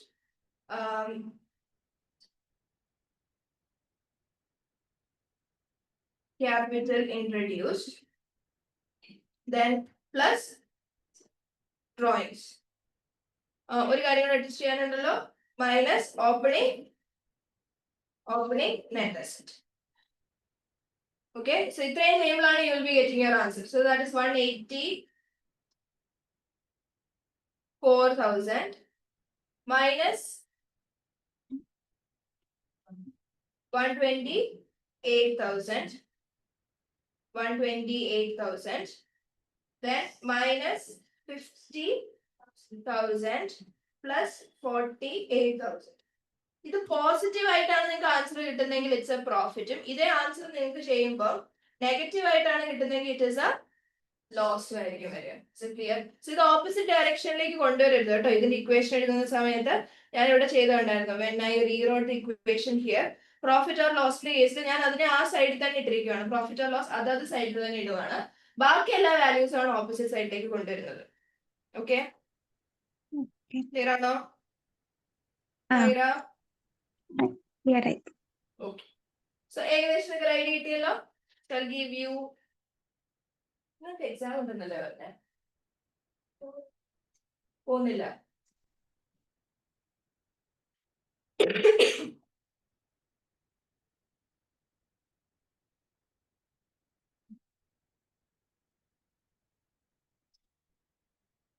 So I'll give you one more question. Now things are going to get a little complicated, okay? This study hub in എടുത്തിരിക്കുന്ന question ആണ്, അപ്പോൾ കുറച്ച് ഡിഫിക്കൽട്ട് ആയിരിക്കും. So this is your question.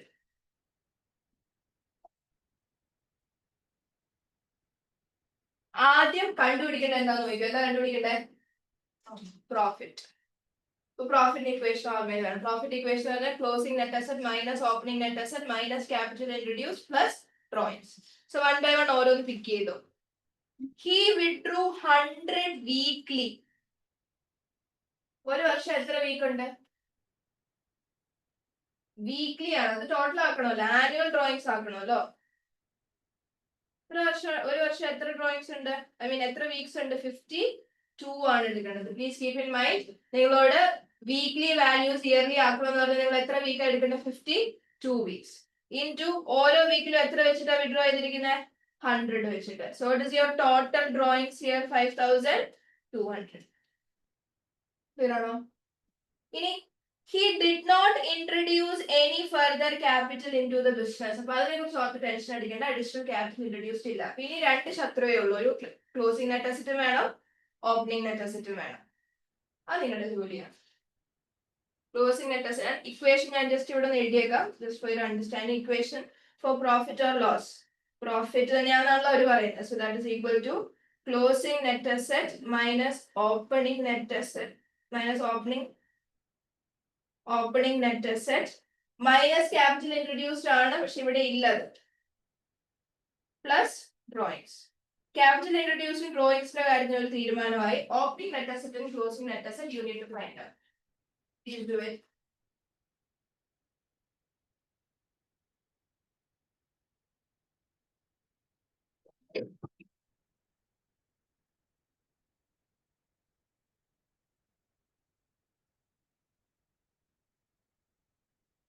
അതില് ഒരു suggestion ഞാൻ പറഞ്ഞേക്കാം. You are not aware of the fact that ഈ എസ്റ്റിമേറ്റഡ് യൂസ്ഫുൾ ലൈഫ് സാധനം എന്താണ്. ജസ്റ്റ് ഒരു കാര്യം പറഞ്ഞേക്കാം.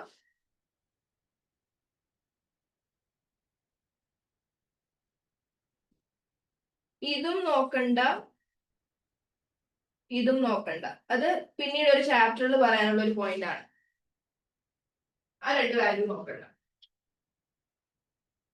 ആലോചിച്ച് എടുക്കുക.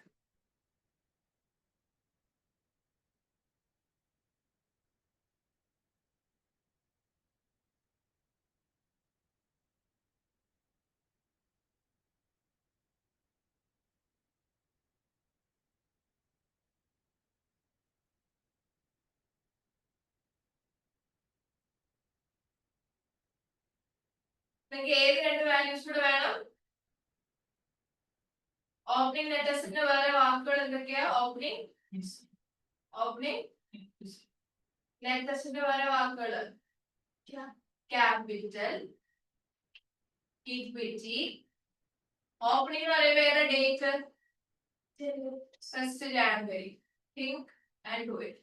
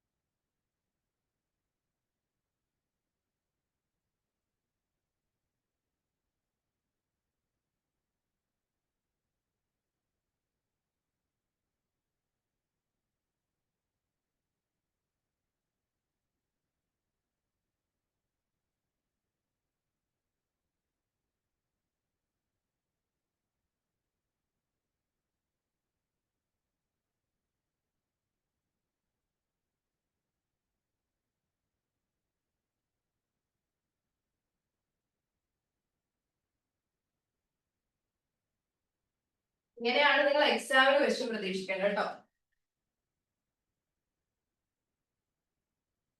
ഇവിടെ ഒരു കാര്യം കൂടെ പറയുന്നുണ്ട്. He withdrew 100 weekly except for the first 2 weeks when he drew nothing.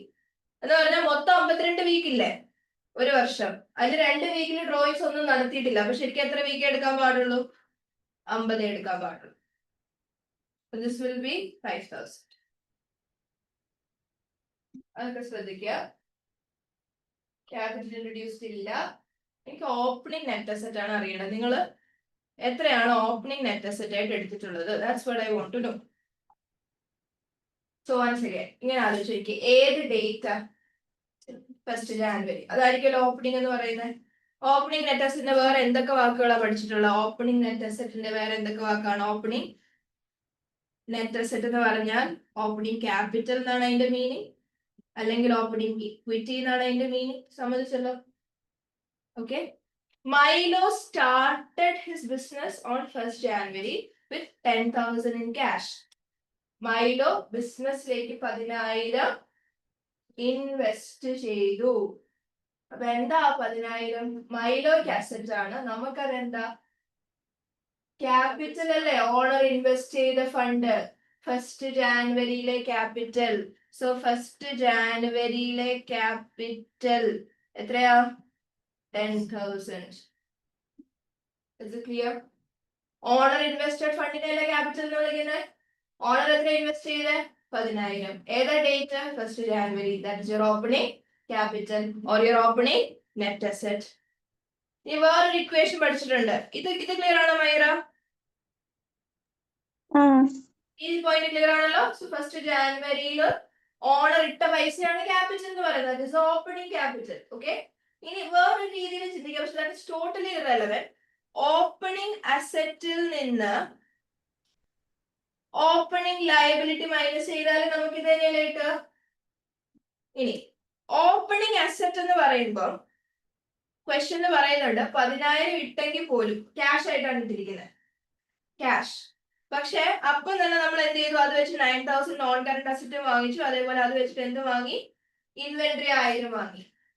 So അവിടെ നമ്മുടെ അസറ്റ് എന്ന് പറയുന്നത്, ഓപ്പണിംഗ് അസറ്റ് എന്ന് പറയുന്നത് എത്രയാണ്? 9,000 non current asset 1000 inventory minus liability എന്തെങ്കിലും ഉണ്ടോ? ഇല്ല. അപ്പോൾ അത് എത്ര തന്നെയാ? 10,000 തന്നെയാണ്. അത് ഓപ്പണിംഗ് അസറ്റിൽ നിന്ന് ഓപ്പണിംഗ് ലയബിലിറ്റി മൈനസ് ചെയ്താലും 10,000 ആണ്. പക്ഷെ എന്തിനാ ഇത്രയും ചെയ്ത് സമയം കളയുന്നത്? ഒറ്റ വാക്കിൽ തന്നിട്ടില്ലേ, ജനുവരിയിൽ അവരിട്ട ക്യാഷ് ആണ് ക്യാപിറ്റൽ എന്ന് പറയുന്നത്. So you can directly take that 10,000. Cash ആയിട്ട് 10,000 ഇട്ട പാടെ ആ 10,000 9,000 വെച്ച് നോൺ കറന്റ് അസറ്റും വാങ്ങി, 1,000 വെച്ചിട്ട് ഇൻവെന്ററിയും വാങ്ങി. അപ്പൊ അവിടെ ക്യാഷ് ഇല്ല, അവിടെ ക്യാഷ് ആയിട്ടില്ല. കാശ് കിട്ടി, അപ്പൊ തന്നെ പോയി മെഷീന് വാങ്ങി, അപ്പൊ തന്നെ പോയിട്ട് ഇൻവെന്ററിയും വാങ്ങി. Idea clear? Got it? വേണമെങ്കിൽ ഇങ്ങനെയും ചെയ്യാം. ക്ലിയർ ആണോ വയറ? ഈ സെക്കൻഡ് പറഞ്ഞ പോയിന്റ് ക്ലിയർ ആണോ? ഓപ്പണിംഗ് നെറ്റ് അസറ്റിന് വേറൊരു ഇക്വേഷൻ ഉണ്ട്. ഓപ്പണിംഗ് നെറ്റ് അസറ്റ് എന്ന് പറഞ്ഞാൽ എന്താണ്? Which is nothing but your opening asset minus opening liability. So first ജനുവരിയിൽ 10,000 ക്യാഷ് അസറ്റ് ആണ് സമ്മതിച്ചു. പക്ഷേ അസറ്റ് ഇട്ട പാടെ നമ്മൾ അത് എന്താക്കി എടുത്തു?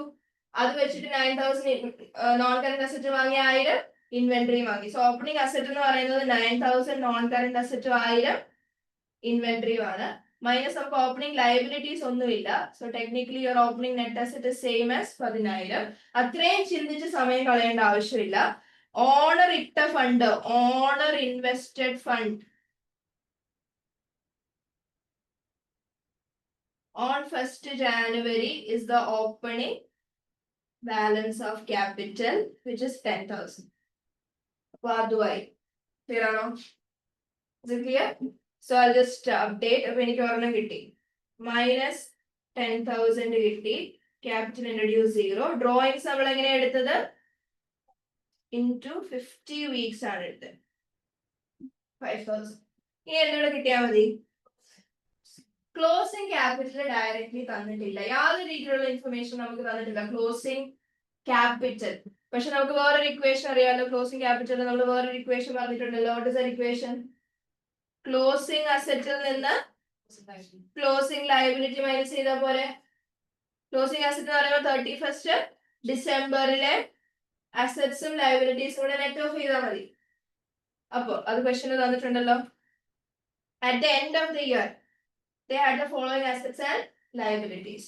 So 950 ഉണ്ട്, 1650 trade payable asset ആണോ liability ആണോ? Liability. Trade receivable is an asset. Inventory is an asset. Cash is an asset. ഒരാളെ മറക്കരുത്, ഇവിടെ ഒരു നോൺ കറന്റ് അസറ്റ് ഉണ്ട്. ഞാൻ ഏത് വാല്യൂ എടുക്കാനാ പറഞ്ഞ? വാങ്ങിച്ച വിലയിൽ എടുക്കേണ്ട അതിന്റെ ക്യാരിയിങ് എമൗണ്ട് ആണ് എടുക്കേണ്ടത്. ഈ ഇൻവെന്ററി നിങ്ങൾ നോക്കേണ്ടത് ഇത് വാങ്ങിച്ചപ്പോൾ 1,000 ആണ്. അതിപ്പോ എത്രയിൽ വന്ന് നിൽക്കുവാണ്? 550. ഇതിന്റെ സെൻസ് കറക്റ്റ് ആയിട്ട് വായിച്ചേ. He bought a non-current asset for 9,000. അതായത് ആ 10,000 9,000 വെച്ച് ഒരു നോൺ കറന്റ് അസറ്റ് വാങ്ങി. ആ അസറ്റിന്റെ ലൈഫ് 3 വർഷമാണ്. ഇപ്പൊ അതിന്റെ carrying amount 9,000 at the end of first year. Okay, carrying amount is 9,000. And inventory of 1,000 എന്ന് പറയുമ്പോൾ is that inventory at the start or at the end? സ്റ്റാർട്ടിൽ വാങ്ങിച്ച, അതായത് 10,000 9,000 വെച്ച് നോൺ കറന്റ് അസറ്റ് വാങ്ങി, 1,000 വെച്ച് ഇൻവെന്ററി വാങ്ങി. ഇത് സ്റ്റാർട്ടിന്റെ കാര്യമാണ്. എൻഡിലെ ഇൻവെന്ററി ആണ് ഈ തന്നിരിക്കുന്നത്. ക്ലിയർ ആണോ? ക്ലിയർ? സോ എങ്ങനെയാ ക്ലോസിംഗ് വാല്യൂ കണ്ടുപിടിക്കണം? How do you calculate your closing net asset? So you will take ഈ 6,000 എടുക്കും, പ്ലസ് 950 എടുക്കും, പ്ലസ് 550 എടുക്കും. ഇതൊക്കെ ക്ലോസിംഗ് അസറ്റ് വാല്യൂ ആണ്. അതിൽ നിന്ന് ഒരു ലയബിലിറ്റി മൈനസ് ചെയ്യും. ഇതെല്ലാം 31st ഡിസംബറിലെ അസറ്റിന്റെ ലയബിലിറ്റിയുടെ വാല്യൂ ആണ്. ഇതെല്ലാം അസറ്റും, ഇത് ക്ലോസിംഗ് അസറ്റും, ഇത് closing liability.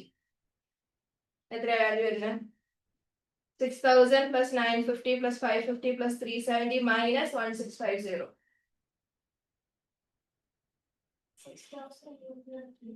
6,220. Is it clear? Myra? Clear. 6,000. So your closing net asset എത്ര വരുന്നത്? 6,220 വരും. Okay, so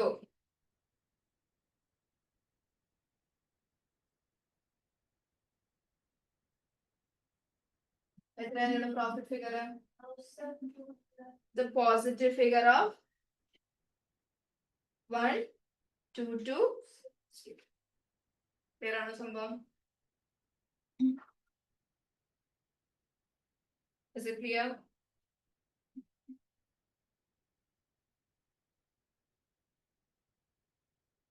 understood the whole calculation here? അതായത് എക്സാമിന് ഇങ്ങനത്തെ ക്വസ്റ്റ്യൻ ആണ് നിങ്ങൾ എക്സ്പെക്ട് ചെയ്യുന്നത്. This is how they will trick you. അതിൽ ഓപ്പണിംഗ് നെറ്റ് അസറ്റ് ഡയറക്ട്ലി തന്നിട്ടുണ്ടായിരുന്നു. അത് മനസ്സിലാവാത്ത സ്റ്റുഡൻസ് പിന്നെ അതിരുന്ന് കാൽക്കുലേറ്റ് ചെയ്യാൻ വേണ്ടി നോക്കും. ഓപ്പണിംഗ് ഓണർ ബിസിനസ്സിലേക്ക് ഇട്ട ഫണ്ടിനെയാണല്ലോ ക്യാപിറ്റൽ എന്ന് വിളിക്കുന്നത്. ഫസ്റ്റ് ജാനുവരിയിൽ ഓണർ ബിസിനസ്സിലേക്ക് 10,000 ഇട്ടു. അപ്പം ദാറ്റ് ഇസ് ഓപ്പണിംഗ് ക്യാപിറ്റൽ. വേറെ ഒന്നും നിങ്ങൾ നോക്കാൻ പോകേണ്ട ആവശ്യമില്ല. ആ 10,000 വെച്ചിട്ട് നോൺ കറന്റ് അസറ്റ് വാങ്ങി, ഇൻവെന്ററി വാങ്ങി. അത് ഓപ്പണിംഗ് വാല്യൂസ് ആണ്. ഇനി ക്ലോസിംഗ് വാല്യൂ എടുക്കുമ്പോഴത്തേനും ആ നോൺ കറന്റ് അസറ്റിന്റെ ക്യാരിങ് എമൗണ്ട് എടുക്കണം, ഇൻവെന്ററിയുടെ ക്യാരിങ് എമൗണ്ട് ആണ് എടുക്കേണ്ടത്. പിന്നെ ബാക്കിയുള്ള റിസീവബിൾ, പേയബിൾ, ക്യാഷ് ഇവിടെ കൺസിഡർ ചെയ്യാം. Got it? Is it clear? Full calculation clear ആണല്ലോ? So please summarize your calculation. So opening net asset. This is your opening net asset. This is additional capital introduced. This is your drawings in the amount. അതായത് എന്തുകൊണ്ട് 50 എടുത്തു? 52 വീക്കാണ് ഒരു വർഷമുള്ള, 2 വീക്കിൽ drawings ഒന്നും നടത്തുന്നില്ല എന്നാണ് പറയുന്നത്. സോ 100 into 50 എടുത്തു. പിന്നെ ക്ലോസിംഗ് നെറ്റ് അസറ്റ് കണ്ടുപിടിച്ച സ്റ്റെപ്പ് നിങ്ങൾ ചെയ്യുക തന്നെ വേണം. ക്ലോസിംഗ് നെറ്റ് അസറ്റ് എടുത്ത ഇക്വേഷൻ എന്ന് പറഞ്ഞു കഴിഞ്ഞാൽ 31st ഡിസംബറിലെ ടോട്ടൽ അസറ്റിൽ നിന്ന് 31st ഡിസംബറിലെ ടോട്ടൽ ലയബിലിറ്റി മൈനസ് ചെയ്തിട്ടാണ് എനിക്ക് 6220 കിട്ടി. അപ്പൊ അത് കിട്ടി. So my final profit figure will be 1220. Okay, so we'll take a small break and join. So Mayra, ഒരു 10 minutes, okay? Okay. ഇത് കംപ്ലീറ്റ് ആക്കിയത് ക്ലിയർ ആണോ? Clear. Okay.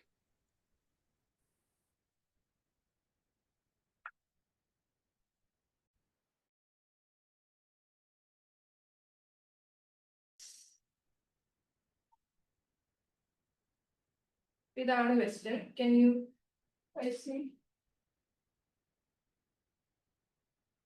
So requirement നോക്കിക്കോ. Requirement is calculate profit or loss for the year. Okay?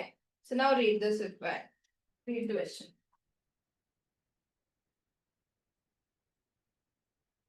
Profit or loss ആണ് ഇതിലും കണ്ടുപിടിക്കേണ്ടത്.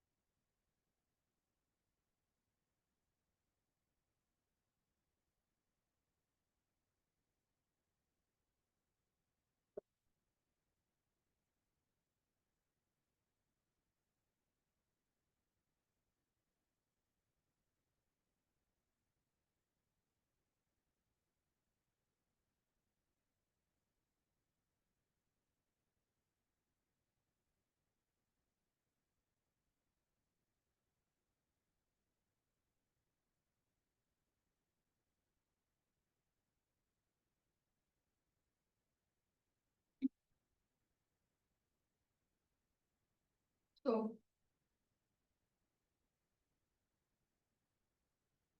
what is the equation? നമുക്ക് profit കണ്ടുപിടിക്കണ്ടേ. സോ പ്രോഫിറ്റ് ഓർ ലോസ് എന്ന് അവർ പറഞ്ഞിട്ടുണ്ട്. സോ അത് അവിടെ തന്നെ വെച്ചിട്ട് ബാക്കി എല്ലാ ഫിഗേഴ്സും ഓപ്പോസിറ്റ് സൈഡിലേക്ക്. That is closing net asset minus opening net asset minus capital introduced plus drawings. So ഇതില് ഡ്രോയിങ്സ് അവർ ഓൾറെഡി പറഞ്ഞിട്ടുണ്ട്. What is amount of drawings? 8,000. Capital introduced ഈ വർഷം ഇല്ല എന്നാണ് പറഞ്ഞിരിക്കുന്നത്. പിന്നെ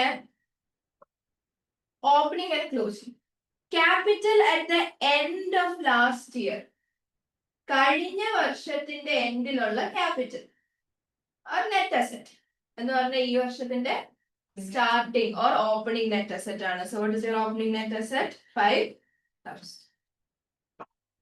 ഇനി എന്തോടെ കിട്ടിയാൽ മതി? ക്ലോസിംഗ് നെറ്റ് അസറ്റ് കൂടെ, അതായത് ഈ വർഷത്തിന്റെ എൻഡിലുള്ള ക്യാപിറ്റൽ. അങ്ങനെ ഒരു വാല്യൂ ഇല്ല, പക്ഷെ ഇയർ എൻഡ് ബാലൻസസ് എന്ന് തന്നിട്ടുണ്ട്. ഇയർ എൻഡ് ബാലൻസ് പറഞ്ഞപ്പോ ഇതും ഇതും ഇതും ഇതും ഇതും ഒക്കെ ഈ വർഷത്തിന്റെ അവസാനമുള്ള അസറ്റ് ആൻഡ് ലയബിലിറ്റി ആണ്. ഓക്കെ, അതിന് മുമ്പ് എനിക്കറിയണം motor van for transporting stall and supply asset or liability. എനിക്കറിയണം current asset or non current asset, tangible or intangible. So this is tangible non-current asset. Market stall including cooking facility. The market stall. Stall എല്ലാ വർഷവും നമ്മൾ മാറുമോ ഇല്ലല്ലോ, അത് over a period of time നമ്മൾ use ചെയ്യുന്നുണ്ടാവുകയും. Tangible non current asset, ഇതൊക്കെ വർഷ അവസാനത്തെ അതിന്റെ വാല്യൂ ആണ് കേട്ടോ. Inventory of food stuff, this is current asset. Bank and cash balance. Amounts outstanding to suppliers. Suppliers ന് കൊടുക്കാനുള്ള. What is another name for this trade? Payable. This is a current liability. So വർഷത്തിന്റെ അവസാനമുള്ള അസറ്റ്സിന്റെ ലയബിലിറ്റിയുടെ balance കിട്ടിയല്ലോ, ഒന്ന് adjust ചെയ്തേ. So that is 3000 plus 2000 plus 500 plus 850 minus 250.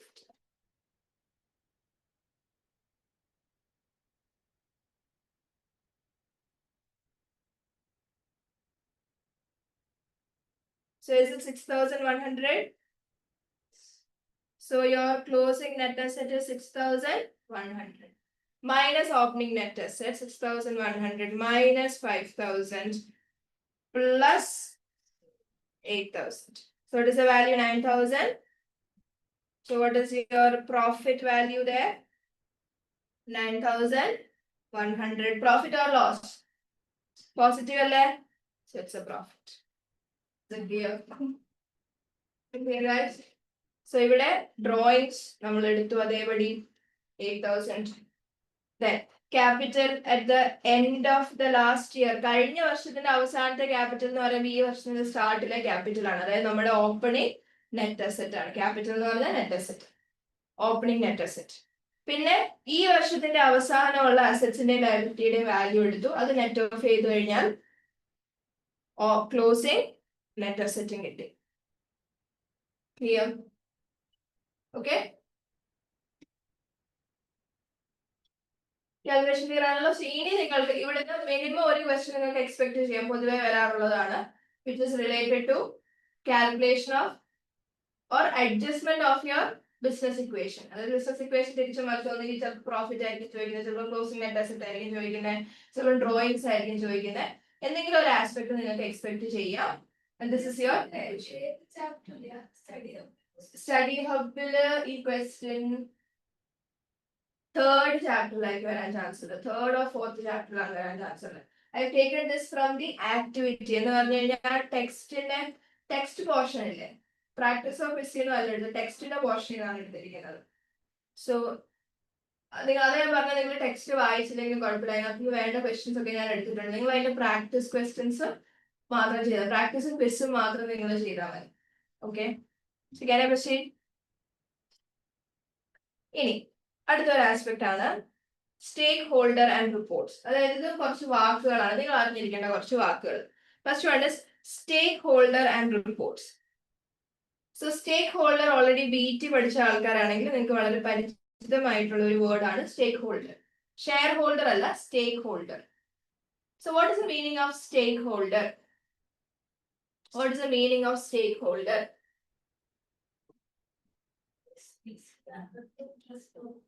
ഒന്നെങ്കിൽ ബിസിനസ്സിൽ എന്തെങ്കിലും രീതിയിലുള്ള ഇൻട്രസ്റ്റ് ഉള്ള വ്യക്തിയായിരിക്കണം, ആ ബിസിനസ് ചെയ്യുന്ന കാര്യങ്ങൾ ഇൻട്രസ്റ്റഡ് ആയിട്ടുള്ള വ്യക്തിയായിരിക്കണം, അല്ലെങ്കിൽ ആ ബിസിനസ്സുമായിട്ട് ഡയറക്റ്റ്ലി ഓർ ഇൻഡയറക്ട്ലി അഫക്റ്റഡ് ആയിട്ടുള്ള ഒരു വ്യക്തിയായിരിക്കണം, ഓർ ഗ്രൂപ്പ് ഓഫ് പീപ്പിൾ ആയിരിക്കണം. അവരെയാണ് നമ്മൾ എന്തെന്ന് വിളിക്കുന്നത്? സ്റ്റേക്ക് ഹോൾഡർ എന്ന് വിളിക്കുന്നത്. അതൊരു വ്യക്തി ആവണമെന്നില്ല, ഗ്രൂപ്പ് ഓഫ് പീപ്പിൾ ആയാലും കുഴപ്പമില്ല. ജസ്റ്റ് ഒന്ന് ആലോചിച്ചു, വി ഗൈഡിന്റെ 2-3 സ്റ്റേക്ക് ഹോൾഡേഴ്സിന്റെ പേര് പറഞ്ഞു.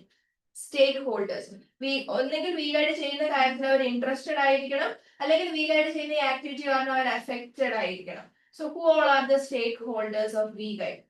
ഷെയർ ഹോൾഡർ ആരാന്ന് ചോദിച്ചു കഴിഞ്ഞാൽ പ്രശാന്ത് ശങ്കർ, അൻഷു മിത്തൽ, അങ്ങനെ കുറച്ച് സ്റ്റേക്ക് ഹോൾഡർ ഷെയർ ഹോൾഡേഴ്സ് ആണുള്ളത്. അപ്പൊ അവരെ വിട്ടേക്ക്. I'm talking about stake holders. ആരൊക്കെ stake holders? Students are a stake holder which is equal to customers. Management ഉണ്ട്, യെസ്. എംപ്ലോയീസ് ഉണ്ട്, യെസ്. ഫാക്കൽറ്റി എന്ത് വരുമല്ലോ, ഫാക്കൽറ്റി എംപ്ലോയി ആയിട്ടല്ല, സെപ്പറേറ്റ് ആയിട്ടാണ്. So faculty. അപ്പൊ I can say myself as a supplier here. I'm a supplier of service അല്ലേ, ഇവിടെ goods അല്ലല്ലോ വിൽക്കുന്നത്, ഇവിടെ സർവീസ് ആണല്ലോ സെൽ ചെയ്യുന്നത്. So I M providing the service here, so I M a supplier. Then they have employees here. Okay, പിന്നെ even shareholders are also stakeholders. Agreed? ഇതിന്റെ ഓണേഴ്സും സ്റ്റേക്ക് ഹോൾഡേഴ്സ് തന്നെയല്ലേ? Share holders are also stake holders. നിങ്ങളുണ്ട്, students ഉണ്ട്.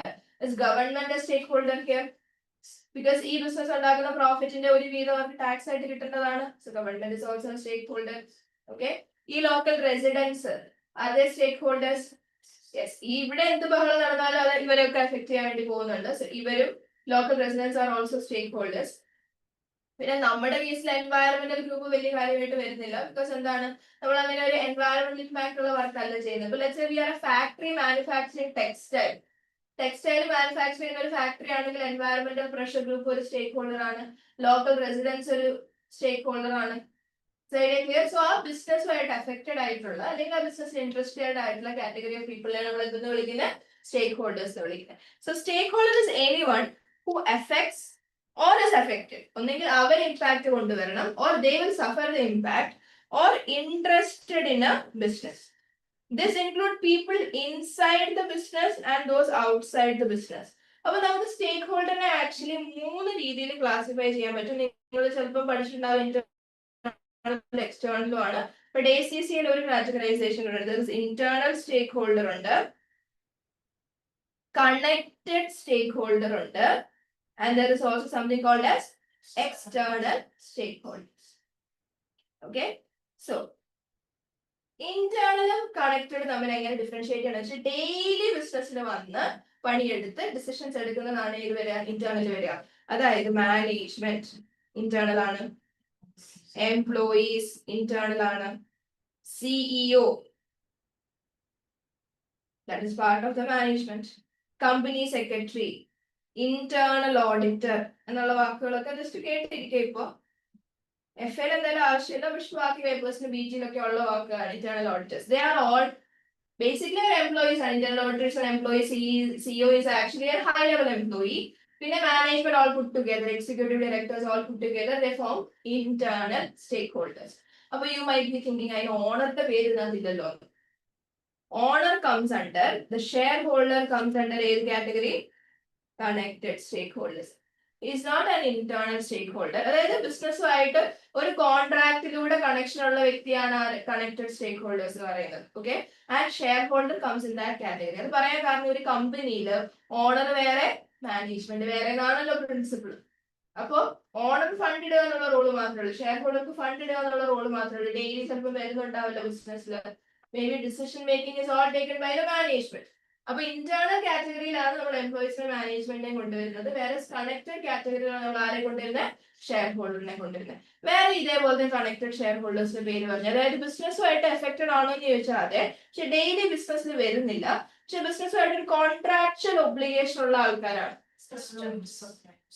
External auditors, പക്ഷെ still അവരെ external ആയിട്ട് consider ചെയ്യാറുള്ളത്. എക്സ്റ്റേണൽ ഓഡിറ്റേഴ്സിന് ദാറ്റ് ഇസ് ബീങ് ശരിയാണ്, പക്ഷെ എല്ലാ വർഷവും നമ്മൾ ആ സെയിം ഓഡിറ്ററുമായിട്ട് കണക്ട് ചെയ്യണമെന്ന് നിർബന്ധമില്ല. Also they are not employees of the company. പിന്നെ എല്ലാ കമ്പനീസും ഓഡിറ്റ് ചെയ്യണമെന്ന് നിർബന്ധമില്ല, unless it is a listed companies. External auditors external ആയിട്ടാണ് കൂടുതൽ പറയാറുള്ളത്. ഏറ്റവും നല്ല എക്സാമ്പിൾ സപ്ലൈ, നിങ്ങൾക്ക് സർവീസ് തരുന്ന ആൾക്കാർ. Next one is customer. വേറൊരു കാറ്റഗറി ഉണ്ട്, എന്താ നിങ്ങൾ പറയണം? ഫൈനാൻസിയർ. ഫണ്ട് തരുന്ന ആൾക്കാർ. ആരെ ഫണ്ട് തരുന്ന? Bank. One of the funding institution bank ആണ്. They all form under connected. And എക്സ്റ്റേണലിലേക്ക് വരുമ്പോഴത്തേനും അവിടെയാണ് നമ്മുടെ local residents, general public, government, pressure groups. ഇതൊരു BT നോളജ് ആണ്. പ്രഷർ ഗ്രൂപ്പ്സ് ഒത്തിരി ഒന്നും ടെസ്റ്റ് ചെയ്യാൻ ചാൻസ് ഇല്ല ഇവിടെ. ഗവൺമെന്റ് പ്രഷർ ഗ്രൂപ്പ്സ് വരും, ടാക്സ് അതോറിറ്റി വരും, പബ്ലിക് വരും. Okay, so this is stakeholder. Clear ആയോ? ഇത്രയുള്ള സംഭവം. So these are either people who are affected by the business, or they affect the business, or they are interested in the business. Okay, can I proceed?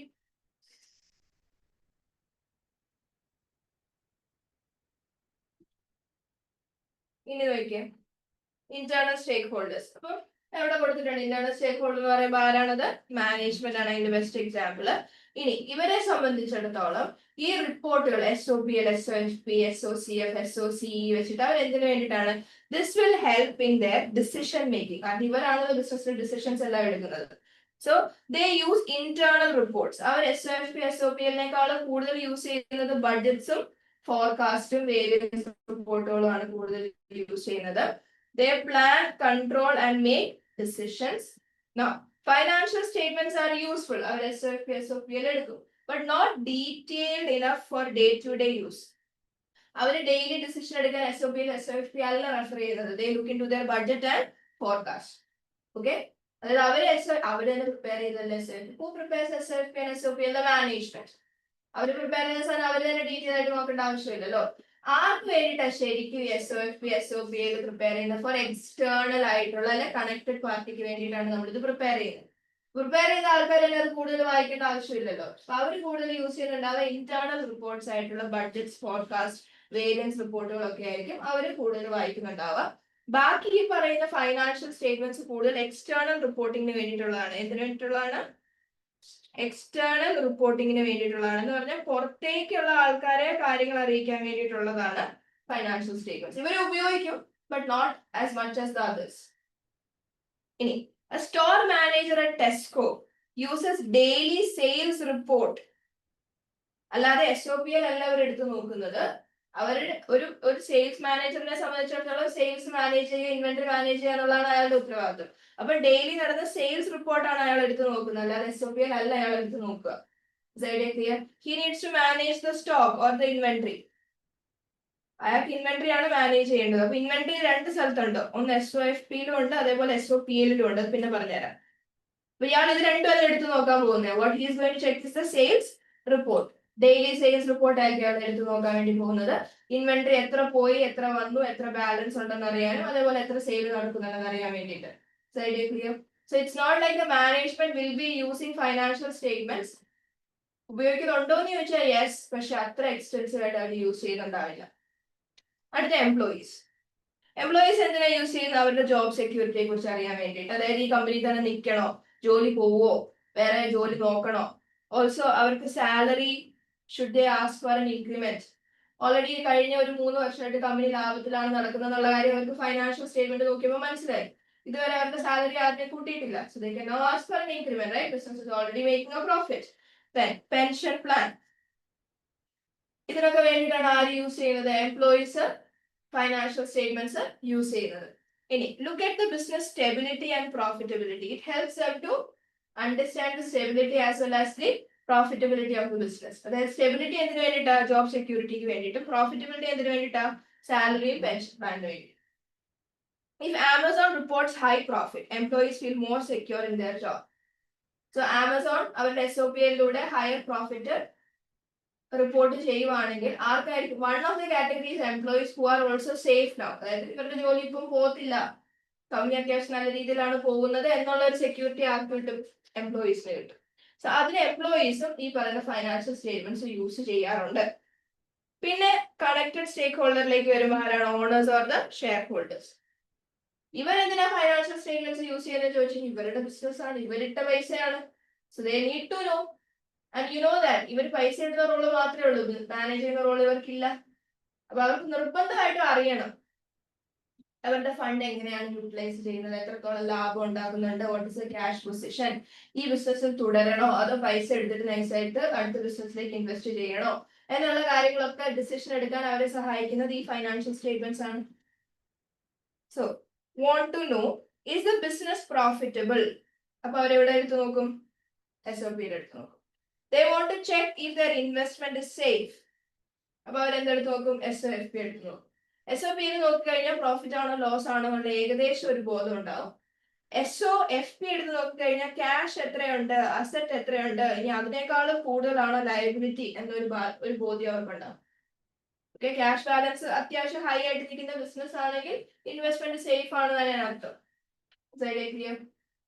If you are a shareholder in Apple, you will check if the company made profit and still holds strong assets. So നിങ്ങൾ ഒരു share holder ആയിട്ട് work ചെയ്യുവാണ്, നിങ്ങൾ രണ്ട് കാര്യങ്ങളാണ് main ആയിട്ട് നോക്കുന്നത്. Profit എത്ര, എത്ര അസറ്റ് ബേസ് ഉണ്ട്. പ്രോഫിറ്റ് മാത്രം നോക്കിയിട്ട് കാര്യമില്ല, ഞാൻ അത് ഇന്നലെ നിങ്ങളോട് പറഞ്ഞായിരുന്നു. ചിലപ്പോൾ പ്രോഫിറ്റ് ഭയങ്കര കൂടുതലായിരിക്കും, പക്ഷെ അത്രയും കാശ് കയ്യിൽ ഉണ്ടാകത്തില്ല. സോ പ്രോഫിറ്റ് നോക്കണം, എത്രത്തോളം അസറ്റ് ബേസ് ഉണ്ടെന്ന് നോക്കണം. ഇതാണ് ഒരു ഷെയർ ഹോൾഡർ നോക്കുന്നത്. ഇത് രണ്ടും അറിയാൻ അവരെ ഹെൽപ്പ് ചെയ്യുന്ന സ്റ്റേറ്റ്മെന്റ് ആണ് SOPL-ഉം SOFP-യും പറ്റും, SOCF-ഉം പറ്റും. ഓക്കെ, ഇനി customer, they want to know if the business can keep supplying goods or service. Well, let's say we are considering, ഇവിടെ നമ്മൾ കസ്റ്റമർ എന്ന് പറയുന്നത് വേറൊരു ബിസിനസ്സിനെയാണ് കസ്റ്റമർ ആയിട്ട് പറയുന്നത്. നമ്മുടെ പ്രൊഡക്റ്റ് കൊണ്ട് ജീവിക്കുന്ന വേറൊരു ബിസിനസ് ഉണ്ട്. അപ്പൊ അവർക്ക് തീർച്ചയായിട്ടും അറിയണം നമ്മൾ മുന്നോട്ട് പോകുക, കാരണം നമ്മളാണ് അവർക്ക് എന്ത് കൊടുക്കുന്നത്, പ്രൊഡക്റ്റ് കൊടുക്കുന്നത്. അപ്പൊ നമ്മൾ പ്രൊഡക്റ്റ് കൊടുക്കുന്നത് നിർത്തി കഴിഞ്ഞാൽ, നമ്മുടെ ബിസിനസ് പൂട്ടിപ്പോയി കഴിഞ്ഞാൽ അവരെ ബാധിക്കും. So they want to know whether we will be able to continue the supply. Okay, so example, a hospital relying on a medical supplier. ഇവിടെ ഹോസ്പിറ്റൽ ആണ്, ആ ഹോസ്പിറ്റലിൽ ഒരു മെഡിക്കൽ സപ്ലയർ ഉണ്ട്, അതായത് അവർക്ക് എക്യുപ്മെന്റ്സും മെഡിസിൻസും കൊടുക്കുന്ന ഒരു സപ്ലയർ ഉണ്ട്. അപ്പോ ആസ് എ കസ്റ്റമർ, ഹോസ്പിറ്റലാണ് ഇവിടെ കസ്റ്റമർ ആയിട്ട് കൺസിഡർ ചെയ്യേണ്ടത്. ആരാണ് ഇവിടുത്തെ customer? Hospital. So we want to know if the supplier is financially strong. അത് ആ സപ്ലയർക്ക് ഇനിയും നമുക്ക് പ്രൊഡക്റ്റ് സമയത്ത് എത്തിക്കാൻ പറ്റുമോ, അയാൾ കൂട്ടിപ്പോവാൻ നിൽക്കുവാണോ, അതോ അയാൾ ബാങ്ക്രപ്റ്റ് ആണെന്നുള്ള കാര്യം നമ്മളും അറിഞ്ഞിരിക്കണം. സോ അത് നമുക്ക് എന്ത് നോക്കാൻ പറ്റും? We can look into the SOPL and their SOFP. Is idea clear? So as a customer will also look into the financial statements. ഇനി സപ്ലയേഴ്സ് നോക്കും. സപ്ലയർ എന്തിനാ വേറൊരു ബിസിനസിന്റെ ഫൈനാൻഷ്യൽ സ്റ്റേറ്റ്മെന്റ് നോക്കുന്നത്? ഈ ബിസിനസിന് പ്രൊഡക്റ്റ് കൊടുക്കണോ, കടത്തിന് സാധനം കൊടുത്താൽ പൈസ തിരിച്ചടയ്ക്കാനുള്ള കപ്പാസിറ്റി ഇവർക്കുണ്ടോ, അതോ കടത്തിന് സാധനം വാങ്ങിച്ചു ഇവർ മുങ്ങുവോ, അത് നോക്കിയാൽ മതി. നമ്മുടെ SOPL, നമ്മുടെ SOFP നോക്കിയാൽ മതി. SOPL അത്യാവശ്യം പ്രോഫിറ്റും ഉണ്ട്, SOFP അത്യാവശ്യം ക്യാഷ് ബാലൻസും ഉണ്ടെങ്കിൽ നമുക്ക് ധൈര്യമായിട്ട് കടം കൊടുത്തുകൂടെ? അതായത് ഈവൻ ഇഫ് ഇപ്പൊ തന്നില്ലെങ്കിലും പിന്നീട് അവർ തരാൻ പറ്റാതെ വന്നാലും നമുക്ക് അവരുടെ ഏതെങ്കിലും ഒരു അസറ്റ് വെച്ചിട്ടാണല്ലോ നഷ്ടം നികത്താൻ പറ്റുമല്ലോ. So even the suppliers will also wants to know the business can pay for goods or services on time. എന്നാൽ മാത്രമേ അവർ എന്ത് ചെയ്യത്തുള്ളൂ, അവിടെ ഒരു ക്രെഡിറ്റ് സെയിൽ നടത്തുള്ളൂ. A factory supplying raw materials to a car company checks if the car company has too many debts. അതായത് ഇവിടെ factory ആണ് ഇവിടുത്തെ സപ്ലയർ, ഒരു കാർ കമ്പനിക്ക് റോ മെറ്റീരിയൽസ് കൊടുക്കുന്നുണ്ട്. സോ സപ്ലയറുടെ പോയിന്റ് ഓഫ് വ്യൂവിൽ ഈ കാർ കമ്പനിക്ക് കടം എത്രയാണെന്നുള്ള ഒരു ഐഡിയ വേണം. കാരണം ചിലപ്പോൾ കടത്തിനായിരിക്കും ഈ റോ മെറ്റീരിയൽസ് കൊടുക്കുന്നുണ്ട്, ഇനിയും കടത്തിന് കൊടുത്തു കഴിഞ്ഞാൽ will they be able to repay. ഇപ്പൊ നിലവിൽ അവരുടെ കടത്തിന്റെ അവസ്ഥ എന്താണ്? ബാങ്ക് അത് ചിന്തിക്കാറുണ്ട്. ബാങ്ക് ഒരു ബിസിനസ്സിന് ലോൺ കൊടുക്കുന്നതിന് മുൻപ് ചിന്തിക്കും, ഓൾറെഡി ഇവർക്ക് എത്ര ലോൺ ഉണ്ട്, ഈ ലോൺ കൂടെ കൊടുത്തു കഴിഞ്ഞാൽ അവർക്കത് റീപേ ചെയ്യാനുള്ള കപ്പാസിറ്റി ഉണ്ടാവുമോ, അതിന് ഇൻട്രസ്റ്റ് അടയ്ക്കാനുള്ള കപ്പാസിറ്റി ഉണ്ടാവും. അതിന് നമ്മൾ കുറെ റേഷ്യോസ് ഒക്കെ പഠിക്കും FR-ല്. Do they have gearing ratio നോക്കും, ഇൻട്രസ്റ്റ് കവറേജ് റേഷ്യോ നോക്കും. ഇത് നമുക്ക് ഇവിടെ പഠിക്കാനുണ്ട് കേട്ടോ, ഇൻട്രസ്റ്റ് കവറേജ്. പക്ഷെ ഇതിന് ഇന്റർപ്രിട്ടേഷൻ പഠിക്കാനില്ല, കാൽക്കുലേഷൻ പഠിക്കാൻ. സോ നാളെ ഒരു ലോൺ കൊടുത്താൽ തിരിച്ചടയ്ക്കാനുള്ള കപ്പാസിറ്റി ഉണ്ടോ, ഇൻട്രസ്റ്റ് അടയ്ക്കാനുള്ള കപ്പാസിറ്റി ഉണ്ടോ, ഇത് ചെക്ക് ചെയ്യും. ഇതൊക്കെ എങ്ങനെയാണ് ചെക്ക് ചെയ്യുന്നത്, ഇതൊക്കെ എങ്ങനെയാണ് കണ്ടുപിടിക്കുന്നത്? ഫൈനാൻഷ്യൽ സ്റ്റേറ്റ്മെന്റ്സ് വെച്ചിട്ടാണ് കണ്ടുപിടിക്കുന്നത്. ഗിയറിംഗിന് വേണ്ടിയിട്ടുള്ള ഡേറ്റ SOFP-യിലുണ്ട്, ഇൻട്രസ്റ്റ് കവറിന് വേണ്ടിയിട്ടുള്ള ഡേറ്റ SOP-യിൽ കിടപ്പുണ്ട്. ഇത് റേഷ്യോസ് ആണ്. ഇനി lender or a bank wants to be sure the business can repay the loans and interest. So they are also a stakeholder. Our financial statements നോക്കും. So they will want to know the liquidity, profit and the asset base. Bank may refuse a loan if the financial statements show high losses and debt. That's common sense, right? ഒരു financial സ്റ്റേറ്റ്മെന്റ്സിൽ കടം കൂടുതലും നഷ്ടമാണെങ്കിൽ bank പിന്നെ loan തരാൻ willing ആയിരിക്കുകയില്ല. ഇനി അവർ loan തരണമെന്നുണ്ടെങ്കിൽ തന്നെ നിങ്ങൾ high collateral വെച്ച് high ഇൻട്രസ്റ്റിൽ loan എടുക്കേണ്ടി വരും. ഇൻട്രസ്റ്റും കൂടുതലായിരിക്കും, നിങ്ങൾ കുറെ അസറ്റ് കൊലാട്രൽ അതായത് സെക്യൂരിറ്റി വെച്ചിട്ട് നിങ്ങൾക്ക് ലോൺ എടുക്കാൻ പറ്റുള്ളൂ. ഇനി external stakeholders, it is government and tax authority. ഇനി ഗവൺമെന്റ് ആൻഡ് ടാക്സ് അതോറിറ്റിയെ സംബന്ധിച്ചിടത്തോളം അവർക്ക് ജസ്റ്റ് നോക്കേണ്ടത് നിങ്ങൾ നിയമങ്ങൾ പാലിക്കുന്നുണ്ടോ, പ്രോഫിറ്റ് ഒക്കെ കറക്റ്റ് ആയിട്ടാണോ ഫോർ ടാക്സ് പർപ്പസസ്. അപ്പൊ അതിനു വേണ്ടിയിട്ടാണ് അവർ എന്ത് നോക്കുന്നത്, ഫൈനാൻഷ്യൽ സ്റ്റേറ്റ്മെന്റ്സ് നോക്കുന്നത്. ഇനി HMRC ചെക്സ്. HMRC എന്ന് പറഞ്ഞാൽ His Majesty's revenue and custom UK tax അതോറിറ്റിയുടെ പേരാണ്. So checks UK businesses profit determine tax payable. അപ്പൊ HMRC എന്തിനാണ് ഒരു ഫൈനാൻഷ്യൽ സ്റ്റേറ്റ്മെന്റ് നോക്കുന്നത് വെച്ച് കഴിഞ്ഞാൽ എത്ര പ്രോഫിറ്റ് ഉണ്ടെന്ന് അറിഞ്ഞാലല്ല എത്ര ടാക്സ് കിട്ടുമെന്ന് അറിയാൻ പറ്റത്തുള്ളൂ. So even government will also look into our financial statements. Is it clear? Then auditor. Auditorന്റെ കേസിൽ check if the financial statements are true and fair. I told you companies ആണെങ്കിൽ നിർബന്ധമായിട്ടും അവരുടെ ഫൈനാൻഷ്യൽ സ്റ്റേറ്റ്മെന്റ്സ് പബ്ലിഷ് ചെയ്തിരിക്കണം. പക്ഷെ publish ചെയ്യുന്നതിന് മുൻപ് അത് correct ആണെന്ന് ഉറപ്പ് വരുത്തിയിട്ട് മാത്രമേ പബ്ലിഷ് ചെയ്യാൻ പാടുള്ളൂ. തെറ്റായിട്ടുള്ള ഒരു ഫൈനാൻഷ്യൽ സ്റ്റേറ്റ്മെന്റ്സ് പബ്ലിഷ് ചെയ്യാൻ പാടില്ല. അപ്പൊ ഈവൻ ഓഡിറ്റർ പോലും നമ്മുടെ ഫൈനാൻഷ്യൽ സ്റ്റേറ്റ്മെന്റ് നോക്കും. എന്തിനു വേണ്ടിയിട്ട് അത് കറക്റ്റ് ആണോ എന്ന് ചെക്ക് ചെയ്യാൻ വേണ്ടിയിട്ട്. എന്നിട്ട് based on accurate accounting records correct ആണെങ്കിൽ ഒബ്വിയസ്ലി നിങ്ങളുടെ ഫൈനാൻഷ്യൽ സ്റ്റേറ്റ്മെന്റ്സ് എങ്ങനെയായിരിക്കും? True and fair. കറക്റ്റ് എന്നല്ല പറയാം, ട്രൂ ആൻഡ് ഫെയർ ആയിരിക്കും. ഇനി Deloitte audits accounts of a company to ensure compliance with standards. Deloitte is an audit firm. കേട്ടിട്ടുണ്ടല്ലോ big ഫോറിൽ. ഏതൊക്കെയാണ് നിങ്ങളുടെ big four? Usually students ACC കഴിഞ്ഞിട്ട് ജോയിൻ ചെയ്യാൻ വേണ്ടി വെയിറ്റ് ചെയ്യുന്ന കുറച്ച് ഫോംസ് ഉണ്ടല്ലോ. ഏതൊക്കെയാണ്?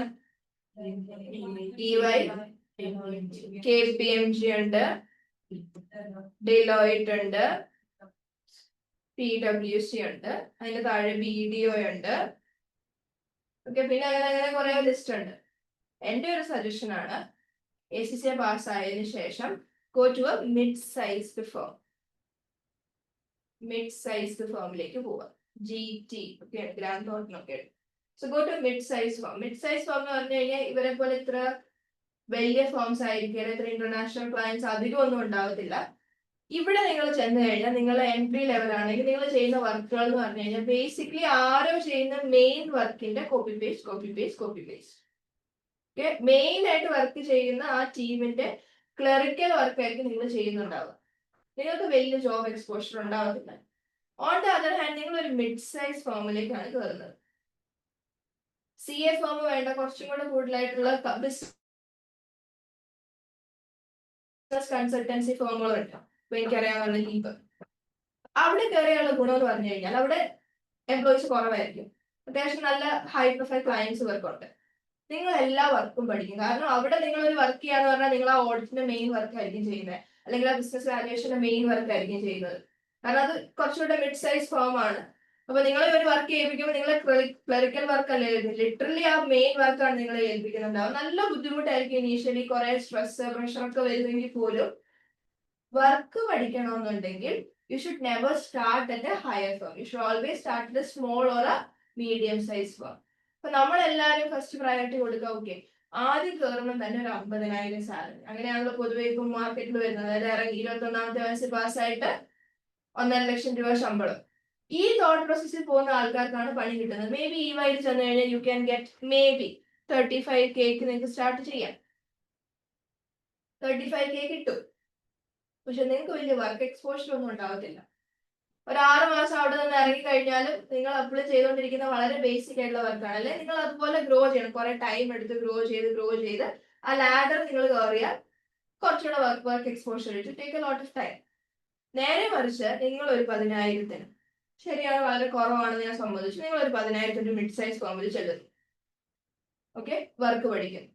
ഗ്രാജുവലി ഒരു 15 എത്തുമായിരിക്കും, ഒരു 20K ഒക്കെ എത്തുമായിരിക്കും. പക്ഷെ ആ ഒരു ടൈമിൽ നിങ്ങൾക്ക് കിട്ടുന്ന knowledge, work exposure, client networking ഒക്കെ അപാരമായിരിക്കും. Then now you go to EY. Now you have a demand. അപ്പൊ നിങ്ങളുടെ സ്റ്റാർട്ടിംഗ് പാക്കേജ് തന്നെ അത്യാവശ്യം നല്ല ഹെഫ്റ്റി ഒരു പാക്കേജ് വെച്ചിട്ടായിരിക്കും അവർ സ്റ്റാർട്ട് ചെയ്യുന്നുണ്ടാവുക. കാരണം നിങ്ങൾക്ക് ഇത്രയും വർക്ക് അറിയാം. നിങ്ങൾ ഈ ബിസിനസിന്റെ മേജർ ക്ലയൻസിന്റെ മേജർ വർക്ക് എല്ലാം നിങ്ങളാണ് ചെയ്തിട്ടുള്ളത്. അപ്പൊ നിങ്ങൾക്ക് അത്യാവശ്യം നല്ല ക്ലയന്റ് എക്സ്പോഷർ ഉള്ള ആൾക്കാരാണ്. Now you go to a big four, your demand will be high. ഒന്നും അറിയാതെ ബിഗ് ഫോറിൽ പോകുന്നതാണോ അത് അത്യാവശ്യം നല്ല എക്സ്പീരിയൻസ് ആയിട്ട് ബിഗ് ഫോറിൽ പോകുന്നതാണോ? ഏതാ നല്ലത്? എക്സ്പീരിയൻസ് ആയിട്ട് ബിഗ് ഫോറിൽ പോയി കഴിഞ്ഞാൽ നിങ്ങളുടെ സാലറി പാക്കേജ് അതനുസരിച്ചിട്ടായിരിക്കും അവർ ഓഫർ ചെയ്യുന്നുണ്ടാവുക. ശരിയാണോ പറയുന്നത്? സോ എന്റെ റെക്കമെൻഡേഷൻ ആണ്, and normally I say to my students, don't aim for big four initially. അതായത് അവിടെ നിങ്ങൾ ഒന്നും അറിയിക്കാതെ ഒരാളെ പോലെ കയറി ചെല്ലാതെ അത്യാവശ്യം നോളജ് ഉള്ള ഒരാളായിട്ട് കയറി ചെല്ലാണെങ്കിൽ ഫസ്റ്റ്, അല്ലെങ്കിൽ CA ഫോം ഒന്നും കിട്ടത്തില്ല. മേ ബി 5K 3K ഒക്കെ കിട്ടുന്നുണ്ടാവുക, സമ്മതിച്ചു. പക്ഷെ ഇതുപോലെ വർക്ക് പഠിക്കാൻ പറ്റിയ സ്ഥലം അറിയില്ല.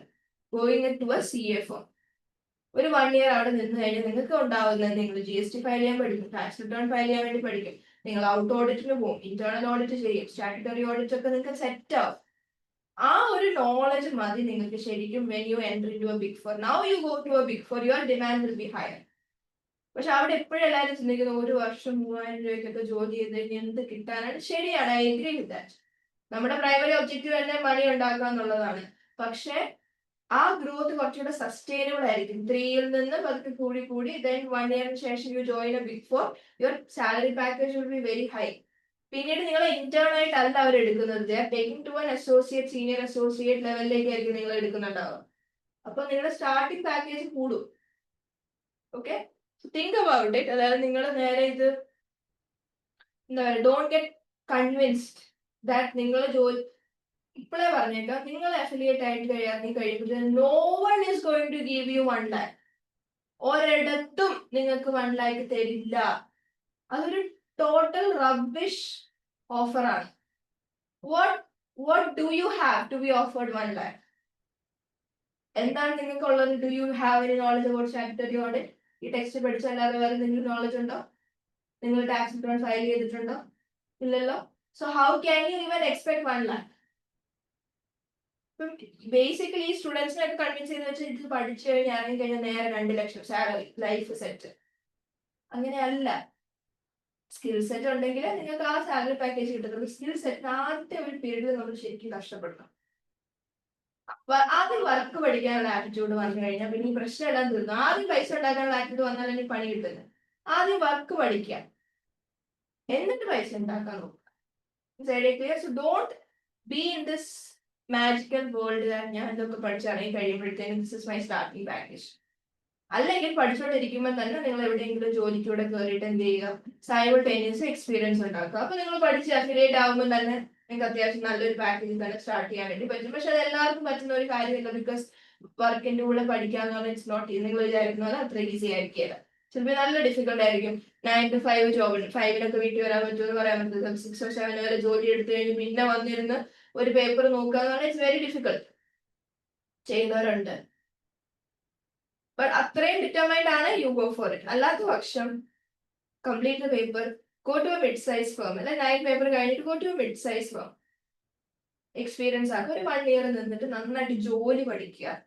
നല്ല സ്ട്രോങ് ഒരു റെസ്യൂമേ ഉണ്ടാക്കുക. അപ്പോഴേക്കും നിങ്ങളുടെ റെസ്യൂമേയിൽ കുറെ സ്കിൽ സെറ്റ് പറയാൻ പറ്റും. ഞാൻ ഇന്ന സോഫ്റ്റ്വെയർ യൂസ് ചെയ്തിട്ടുണ്ട്, എക്സൽ ബെറ്റർ ആക്കിയിട്ടുണ്ട്, പവർ പോയിന്റ് പ്രസന്റേഷൻ എല്ലാം സെറ്റ് ആവും.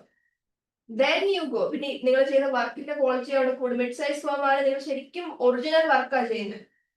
മിഡ് സൈസ് ഫേമിൽ ആൾക്കാർ കുറവായിരിക്കും. അപ്പൊ നിങ്ങളെ കൊണ്ടായിരിക്കും ശരിക്കുള്ള വർക്ക് ചെയ്യിപ്പിക്കുന്നത് അവിടെ. സോ യുവർ വർക്കിന്റെ ക്വാളിറ്റി കൂടും. Now you have a strong resume. Take that to your big four. You'll get job. Good jobs, starting package, very good starting package.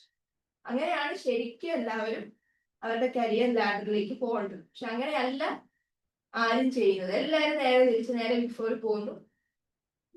അങ്ങനെയുള്ള ആൾക്കാരാണ് ഈ പുറത്ത് വരുന്നത്. ഈ കോഴ്സ് കൊണ്ട് ഒരു ഉപകാരവും ഇല്ല, പഠിച്ചിറങ്ങിയാൽ കിട്ടുന്നില്ല. അതായത് they are not understanding that what do they have to get this much money. അവരെ കുറ്റം പറഞ്ഞ കാര്യമില്ല, അങ്ങനെയൊക്കെയാണ് എല്ലാവരോടും പറഞ്ഞു വെച്ചിരിക്കുന്നത്. But let me ask you a counter question. What do you have for your company to give you this much? നിങ്ങൾ affiliate ആവുന്ന പേരിൽ someone will give you that much money? No. പണിയെടുക്കാൻ അറിയണ്ടേ? അത് വെച്ചിട്ടല്ല എപ്പോഴും പേയ്മെന്റ് കിട്ടുക. You don't have that, but you are asking for 1 lakh. You didn't get 1 lakh. You are discrediting the course. അങ്ങനല്ല. Course എന്ന് പറയുന്നത് നമുക്കൊരു എൻട്രി ലെവൽ ആണ്. അതായത് കോഴ്സ് പഠിച്ച് 13 പേപ്പറും പാസ്സായി അഫിലിയേറ്റ് ആയി കഴിഞ്ഞാൽ നമുക്ക് അതൊരു ഡോർ ഓപ്പൺ ആയി ടു ദാറ്റ് വേൾഡ്. അത് ഒരു നോർമൽ ഗ്രാജുവേറ്റ് ഇല്ലാത്ത ഒരു ഓപ്പർച്യൂണിറ്റി നമുക്ക് അവിടെ കിട്ടി. ബാക്കി നമ്മുടെ കൈ പോലെ ഇരിക്കും, നമ്മുടെ കഴിവ് പോലെ ഇരിക്കും. സോ ഈ ഒരു ബോധ്യം നിങ്ങൾക്ക് ഉണ്ടാവണം എന്ന് ഞാൻ ആഗ്രഹിക്കുന്നുണ്ട്. അത് ഇപ്പോഴേ പറഞ്ഞതാണ്. ഇങ്ങനെ നിങ്ങൾ വിചാരിക്കുന്ന ഒരു മാജിക്കൽ വേൾഡ് ഒന്നുമല്ല. നന്നായിട്ട് പണിയെടുത്താല് ഉദ്ദേശിക്കുന്ന പാക്കേജിൽ എത്താൻ പറ്റുള്ളൂ. അപ്പൊ നിങ്ങൾ ഇപ്പോഴേ തുടങ്ങിക്കുക. അതിന് വേണ്ടിയിട്ട് നിങ്ങൾക്ക് എന്തൊക്കെ സ്കിൽ സെറ്റ് ഡെവലപ്പ് ചെയ്യാൻ പറ്റും അത് ഇപ്പോഴേ നിങ്ങൾക്ക് ഫ്രീ ആയിട്ട് യൂട്യൂബിലൊക്കെ ഇഷ്ടം പോലെ കാര്യങ്ങളുണ്ട്. Watch some videos. അക്കൗണ്ടിങ് സോഫ്റ്റ്വെയർസിനെ കുറിച്ചൊക്കെ ഒരു ഐഡിയ ഉണ്ടാക്കുക. എക്സൽ നോളജ് ഒക്കെ ഒന്ന് ബെറ്റർ ആക്കുക. പവർ പോയിന്റ് പ്രസന്റേഷൻ ഒക്കെ important. You think that PowerPoint presentation B Com കൊണ്ട് തീർന്നില്ല, ഇപ്പോഴും ആവശ്യമുണ്ട്. നിങ്ങൾ ബിസിനസ് കൺസൾട്ടന്റ് ആയിട്ട് വർക്ക് ചെയ്യുമ്പോൾ നിങ്ങൾ ബിസിനസ് വാല്യുവേഷൻ ചെയ്യുമ്പോൾ business valuation majority portion power point presentation തന്നെയാണ്. PPT ഉണ്ടാക്കലാണ് അതിന്റെ മെയിൻ പണി. സോ അതൊക്കെ ഒന്ന് സെറ്റ് ആക്കുക. അങ്ങനെയുള്ള നിങ്ങളുടെ സ്കിൽ സെറ്റ് ഒന്ന് ഡെവലപ്പ് ചെയ്തെടുക്കുക. And by the time you are affiliate ഇതൊക്കെ നിങ്ങൾ സ്ട്രോങ് ആയിരിക്കണം minimum. Okay, anyways So public, coming to public is also interested in a business. Public എന്തിനാ ഒരു ബിസിനസിനെ കുറിച്ച് അറിയേണ്ടത്? Business creates job. അതേപോലെ തന്നെ business makes environmental impact. Then local communities are also involved in a business. People might protest against a company that pollutes local rivers even if it's profitable. So profitable ആണെന്ന് പറഞ്ഞിട്ട് കാര്യമില്ല. Even this category of people, അവർ പ്രൊട്ടസ്റ്റിന് പോയി കഴിഞ്ഞാൽ നമ്മുടെ business അവിടെ നിർത്തേണ്ടി വരും. ചിലപ്പോൾ നമ്മൾ പ്രൊഡക്ഷൻ നിർത്തി വെക്കേണ്ടി വരും. പ്രൊഡക്ഷൻ നിർത്തി വെച്ചാൽ നമ്മൾ നഷ്ടം സഹിക്കേണ്ടി വരും. ഓക്കെ, സോ ഈ ഒരു കാറ്റഗറിയാണ് നമ്മൾ സ്റ്റേക്ക് ഹോൾഡേഴ്സ് എന്ന് വിളിക്കുന്നത്. ആൻഡ് സ്റ്റേക്ക് ഹോൾഡേഴ്സിന് പറഞ്ഞു വന്ന ഇത്രേ ഉള്ളൂ. സ്റ്റേക്ക് ഹോൾഡേഴ്സും ഒരു ബിസിനസിന്റെ റിപ്പോർട്ട്സ് വായിക്കാറുണ്ട്. റിപ്പോർട്ട്സ് എന്ന് പറയുമ്പോൾ നമ്മൾ മെയിൻ ആയിട്ട് ഉദ്ദേശിക്കുന്ന റിപ്പോർട്ട് ഏതാണ്? Financial statement, SOFP, SOPL, SOCF, SOCE വായിക്കാറുണ്ട്. പല പല റീസൺസ് ആണ് ഓരോരുത്തർക്കും, but they also use these financial statements. So now you just ഒരു സമ്മറി എടുത്തിട്ടുണ്ട്. So as a stake holder, as an owner and a shareholder, നിങ്ങൾക്ക് എന്താ അറിയാൻ താല്പര്യം? ബിസിനസ് പ്രോഫിറ്റബിൾ ആണോ? ഫൈനാൻഷ്യൽ ഹെൽത്ത് എന്താണ്? അതായത് അസറ്റ് ലയബിലിറ്റി പൊസിഷൻ എത്രയാണ്? റിട്ടേൺ ഓൺ ഇൻവെസ്റ്റ്മെന്റ്, ഇട്ട പൈസക്കുള്ള റിട്ടേൺ പ്രോഫിറ്റ് നിങ്ങൾക്ക് കിട്ടുന്നുണ്ടോ? നിങ്ങൾക്ക് കിട്ടുന്നുണ്ടോ? കമ്പനിക്ക് കിട്ടുന്നുണ്ടോ എന്നല്ല, നിങ്ങൾക്ക് കിട്ടുന്നുണ്ടോ? ഇനി മാനേജ്മെന്റിനെ സംബന്ധിച്ചിടത്തോളം they want to know the daily and weekly financial information to run the business because management takes decision. അപ്പോൾ ഡിസിഷൻ എടുക്കാൻ വേണ്ടിയിട്ടുള്ള ഇൻഫർമേഷൻ ആണ് ഇവർക്ക് അറിയേണ്ടത്. Then coming to എംപ്ലോയീസിന്റെ കേസിൽ ഇവർക്ക് job security, future career growth എന്തുണ്ട്, എബിലിറ്റി ടു, കമ്പനിക്ക് എത്ര എബിലിറ്റി ഉണ്ട് വേജസ് പേ ചെയ്യാൻ, ഈ കാര്യങ്ങളൊക്കെയാണ് ഒരു എംപ്ലോയിക്ക് അറിയേണ്ടത്. കസ്റ്റമറിനെ സംബന്ധിച്ചിടത്തോളം ബിസിനസ് സ്റ്റേബിൾ ആണോ? സ്റ്റേബിൾ ആണെങ്കിൽ മാത്രമേ അവർക്ക് എന്ത് ചെയ്യത്തുള്ളൂ? കണ്ടിന്യൂഡ് സപ്ലൈ കിട്ടത്തുള്ളൂ. So ability to keep supplying goods and services, this is what a customer needs to know. സപ്ലയറിന്റെ കേസിലാണെങ്കിൽ പേയ്മെന്റ് ഓൺ ടൈം തരുമോ എന്നാണ് അവർക്ക് അറിയേണ്ടത്. ലെൻഡറിന്റെ കേസിൽ പേയ്മെന്റ് തിരിച്ചടയ്ക്കാനുള്ള കപ്പാസിറ്റി, ഇൻട്രസ്റ്റ് അടയ്ക്കാനുള്ള കപ്പാസിറ്റി ഉണ്ടോ എന്നാണ് അവർക്ക് അറിയേണ്ടത്. ഇനി ഗവൺമെന്റിന്റെ കേസിൽ ടാക്സിനുള്ള പ്രോഫിറ്റ് എത്രയാണ്, നിയമങ്ങൾ പാലിക്കുന്നുണ്ടോ എന്നാണ് അവർക്ക് അറിയേണ്ടത്. ഓഡിറ്ററിനെ സംബന്ധിച്ചിടത്തോളം ഈ പ്രിപ്പയർ ചെയ്തിരിക്കുന്ന FS വിശ്വസിക്കാൻ പറ്റുമോ? Is it reliable, accurate? പബ്ലിക്കിനെ സംബന്ധിച്ചിടത്തോളം job creation, reputation, environment impact ആണ് ഇവർക്ക് അറിയേണ്ടത്. ഓരോ സ്റ്റേക്ക് ഹോൾഡർക്കും ഓരോ ഇൻഫർമേഷൻ ആണ് ഒരു ബിസിനസ്സിൽ നിന്ന് ആവശ്യമുള്ളത്. ജസ്റ്റ് അറിഞ്ഞിട്ട് ഞാൻ ഇപ്പൊ അതിന്റെ ഒരു ക്വസ്റ്റ്യൻ കാണിക്കാൻ നിൽക്കുക.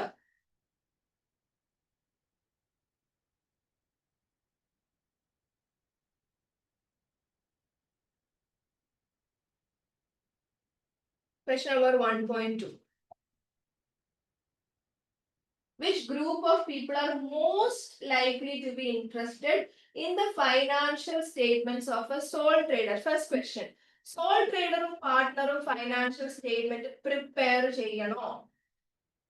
Sole trader business partnership financial statements prepare ചെയ്യണോ? Publish ചെയ്യണോ? So ഇവിടെ ഈ പറഞ്ഞ കാറ്റഗറിയിൽ ആർക്കായിരിക്കും ഒരു സോൾ ട്രേഡർഷിപ്പ് ബിസിനസിന്റെ ഫൈനാൻഷ്യൽ സ്റ്റേറ്റ്മെന്റ് ഏറ്റവും കൂടുതൽ interest? Is it the shareholder? Is it the bank manager? Is it the tax authority?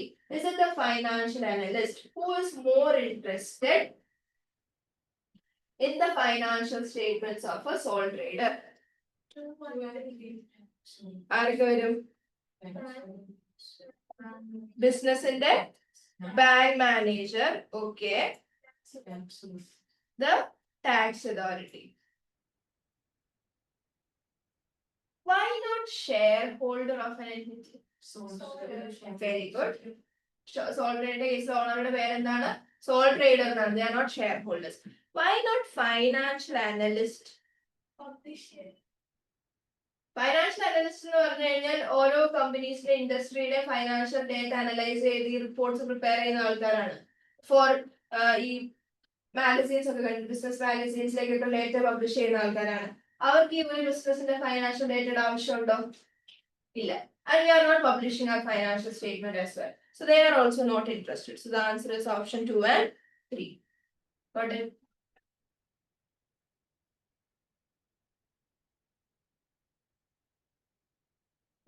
Okay, let's go through this 1.3.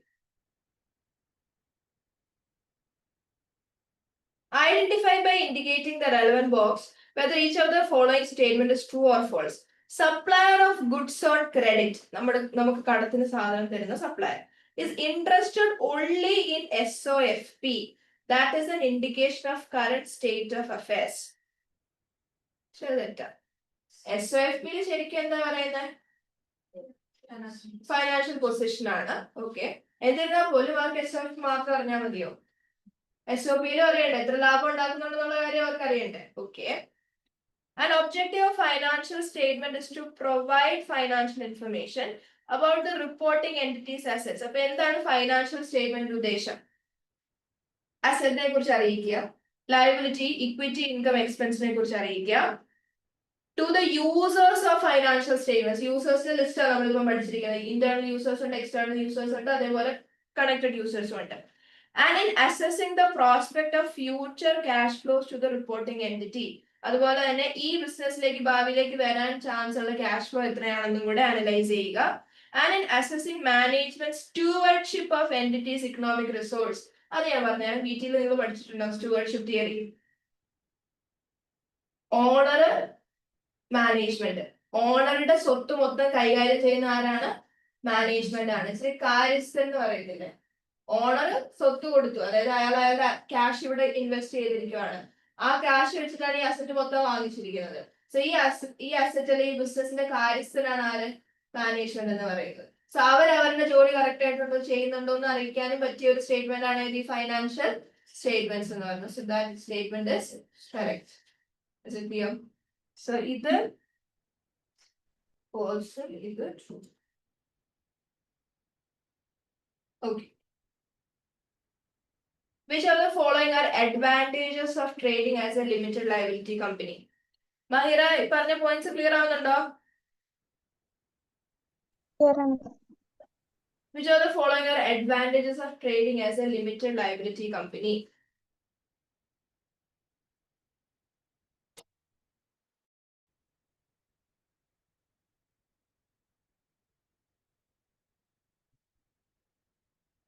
So I'll just read out the statement to you.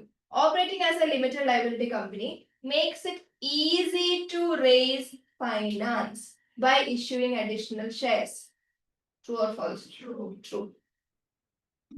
Then, operating as limited liability company is more risky compared to a sole trader business because shareholders of the business are liable for all the debt. Risky വരെ okay ആയിരുന്നു. Sole ട്രേഡർഷിപ്പിനേക്കാൾ risky ആണല്ലോ. പക്ഷെ അത് കഴിഞ്ഞ് പറഞ്ഞത് തെറ്റല്ലേ? Share holders of the business are liable for all the debt of the business, വേറെ sole traders only liable for debt up to the amount invest. നേരെ തിരിച്ചല്ലേ? കമ്പനിയില് ലിമിറ്റഡ് ലയബിലിറ്റിയും സോൾ ട്രേഡർഷിപ്പില് അൺലിമിറ്റഡ് ലയബിലിറ്റി ആണ്. So second statement is wrong. അപ്പൊ answer is only first statement. വ്യത്യാസം മനസ്സിലായി? ഫസ്റ്റ് സ്റ്റേറ്റ്മെന്റ് ഇങ്ങനെ പറഞ്ഞ് ഫണ്ട് റേസ് ചെയ്യാൻ എളുപ്പമാണ്. കറക്റ്റ്. കാരണം ഷെയർസ് ഇഷ്യൂ ചെയ്താൽ മതി. സ്മോൾ ട്രേഡർഷിപ്പിന്റെ പാർട്ണർഷിപ്പിന്റെ ഫണ്ട് റേസ് ചെയ്യാൻ കുറച്ച് ബുദ്ധിമുട്ടാണ്. സെക്കൻഡ് സ്റ്റേറ്റ്മെന്റ് പകുതി കറക്റ്റ് ആയിരുന്നു. Operating as a limited liabilities risky, അവിടെ വരെ ഓക്കെ ആയിരുന്നു. പക്ഷേ അതിനുശേഷം പറഞ്ഞ കാര്യം തെറ്റാണ്. Sole shareholder of the business are liable for all the debt. No, they are only liable for അവർ ഇൻവെസ്റ്റ് ചെയ്ത പൈസ എത്ര അവർക്ക് നഷ്ടമാകുന്നുള്ളൂ. വേറെ സോൾ ട്രേഡർഷിപ്പിന് നേരെ ഓപ്പോസിറ്റ് ആണ്, അൺലിമിറ്റഡ് ലയബിലിറ്റി ആണ്. Is it clear? So, എങ്ങനെയാണ് MCQs നിങ്ങൾക്ക് ക്വസ്റ്റ്യൻ വരുന്നതെന്ന് നിങ്ങൾക്ക് ഒരു ബേസിക് ഐഡിയ കിട്ടിയോ?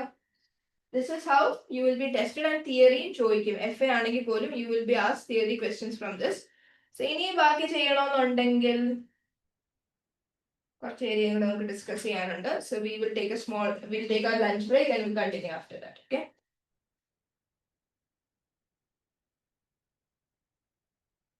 So, you should join at 2:05.